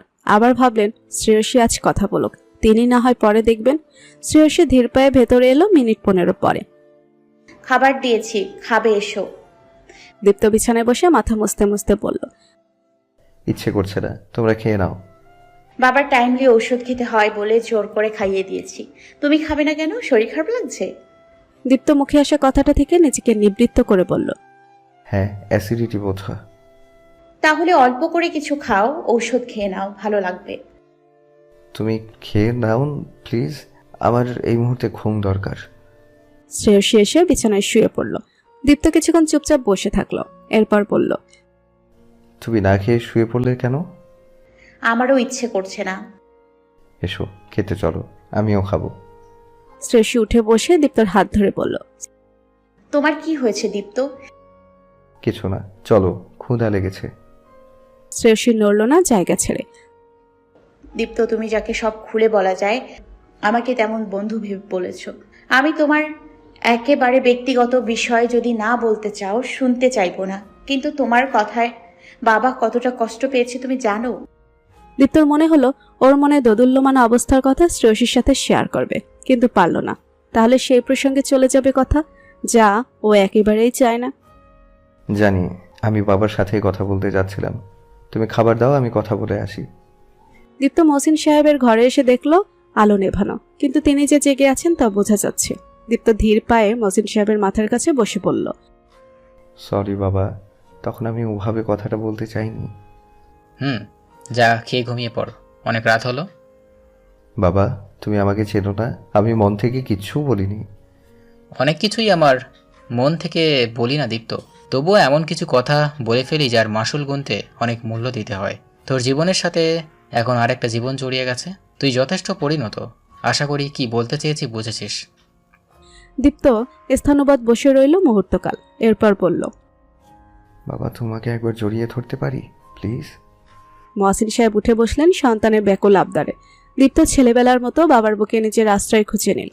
তিনি দীপ্তর মাথায় হাত বুলিয়ে মৃদুস্বরে প্রশ্ন করলেন, কি হয়েছে আমাকে বলা যায়? তুর্য ডিভোর্স হয়ে যাচ্ছে বাবা, ওদের ছোট্ট একটা ফুটফুটে মেয়ে আছে। আমি আমার মতো দুর্ভোগ পোহাতে কাউকে দেখার মতো শক্তি ধারণ করতে পারিনি এখনো। ওরা ভালোবেসে বিয়ে করেছিল। মহসিন সাহেব ছেলের অস্থিরতার কারণ অন্তর দিয়ে অনুধাবন করলেন। তার কাছে যদি কোনো রূপকথার জাদুকাঠি থাকতো, তবে তিনি তা ছুঁয়ে দিয়ে ওর ছেলেবেলার দুঃসহ স্মৃতিকে ভুলিয়ে দিতেন। সেই ক্ষমতা সৃষ্টিকর্তা মানুষকে দেননি। মানুষ মাঝে মধ্যে বড্ড অসহায় হয়ে যায় তার ভাগ্যের কাছে। তিনিও এক হতভাগ্য পিতা আজ, যে ভীষণ অসহায়। বাবারে, সবকিছু আমাদের হাতে থাকে না। আমি বা তুর্য পারিনি, কিন্তু অনেকেই তো আছে যারা সারা জীবন এক ছাদের তলায় কাটিয়ে দিচ্ছে। তাদের কথা ভাব, দেখবি জীবনটা কত সুন্দর। আল্লাহ আমাদের অপ্রাপ্তি দিয়েছে, আবার সেই অপ্রাপ্তির মধ্যেও কত যে প্রাপ্তি তিনি আমাদের দেন, তারও সে হিসেব রাখা উচিত আমাদের। শুধু অপ্রাপ্তি নিয়ে পড়ে থাকলে কষ্টই বাড়বে। অসুন্দরকে পাশ কাটিয়ে সুন্দরকে মনে ঠাঁইতে, দেখবি সবকিছু সুন্দর হয়ে উঠেছে, তোর পৃথিবীটা আনন্দময় হয়ে উঠেছে। খানিকটা থেমে আবারও বললেন, শ্রেয়সীকে দেখ, মেয়েটা তোকে নিয়ে কতটা ভাবে। আজও ভীষণ চিন্তা করছিল কল রিসিভ করছিস না বলে, বারবার ফোনের দিকে তাকাচ্ছিল। হয়তো কল করবি ভেবে বন্ধ দরজার দিকে তাকাচ্ছিল, কখন কলিং বেলটা বাজবে। যখন বাজলো ছুটে গেল। এইসব অনেক দামি রে, সবাই পায় না, তুই ভাগ্য করে পেয়েছিস, ধরে রাখ বাবা। বাবা দীপ্তর জীবনের সঞ্জীবনী, তার সাথে কথা বলে ওর মনের বিক্ষিপ্তভাবে কেটে গেল ধীরে ধীরে। তুমি ওষুধ খেয়েছো? হ্যাঁ, না খেয়ে উপায় আছে? মেয়ে আছে না এখন, সে একেবারে ঘড়ি ধরে মনে করিয়ে দেয়। দীপ্তর মুখে মেঘ সরে গিয়ে রোদ্দুর দেখা দিল। সে মৃদু হেসে পড়ল। ঘুমিয়ে পড়ো বাবা, আমিও খাই, ও অপেক্ষা করছে। মহসিন সাহেব হাসলেন। দীপ্ত উঠে দরজা পর্যন্ত গিয়ে বলল, বাবা। বল। শুভরাত্রি। তিনি বুঝলেন ছেলের ভালোবাসার বহিঃপ্রকাশ তার জন্য। একটু আগে যে গুমোট হাওয়া মনে দানা বেঁধেছিল তা সরে গেল সহসা। এবার তার ঘুম হবে। শ্রেয়সী অফিসের সামনে গাড়ি থেকে নামার সময় দীপ্তকে বলল, টিফিন বক্সের খাবার যেন আজ বাসায় ফিরে না আসে। দীপ্ত হেসে বলল, ইদানিং তুমি আমাকে শাসন করার চেষ্টা করছো বাবার মতো। বাচ্চাদের মতো খাবার অরুচি কেন তোমার? আগে তো দেখিনি। হয়েছে তো, খাবো আমি। তোমার বক্সের খাবার শেষ হবে, চিন্তা করো না। কল করলে রিসিভ করবে, দেরি হলে জানিয়ে দেবে। আমার টেনশন হয়, তুমি বোঝো না। আর কি কি উপদেশ আছে একটা লিস্ট করে দাও, আমি সেই লিস্ট আমার ডেস্কে ঝুলিয়ে রাখবো। ফজলামু একদম নয়, যাও তো। দীপ্ত হাসলো। তার এই শাসন ভালো লাগছে। অফিসে বসে কাজ করার ফাঁকে শ্রেয়সী আর বাবার সাথে মাঝে মধ্যে কথাও বলল কয়েকবার ফোনে। লাঞ্চ আওয়ারে টিফিন বক্স খুলেছে সবে, তখনই শ্রেয়সীর টেক্সট পেল। খেয়েছো? ঘ্রাণ নিচ্ছি, শুরু করব। তুমি খেয়েছো? আমি এখন খাবো। দীপ্ত খাওয়া শুরু করেছিল, মাঝপথে বাধা পেল। স্যার, একজন ভদ্রমহিলা আপনার সাথে দেখা করতে এসেছে। ভদ্রমহিলা? কে? বলল খুব আর্জেন্ট। দীপ্ত ভাবতে ভাবতে পড়ল। ঠিক আছে, পাঠিয়ে দাও এখানে। সে হাত ধুয়ে গুছিয়ে বসতে না বসতেই যে এই কক্ষে প্রবেশ করলো তাকে দেখে বলা বাহুল্য সে মোটেও খুশি হয়নি। মধ্যাহ্নবেলার এই অপ্রত্যাশিত অতিথির জন্য সে প্রস্তুত ছিল না। বিরক্তিতে ওর চোয়াল শক্ত হয়ে এলো। শোভা সদর্পে ভেতরে ঢুকে ওর ডেস্কের সামনে রাখা চেয়ারে বসলো। কেমন আছিস খোকা? শোভা দীপ্তর উত্তরের অপেক্ষায় চাতকের মতো নির্নিমেষ তাকিয়ে আছে ছেলের মুখের দিকে। বিনিময়ে মিলছে তিক্ত উপেক্ষা।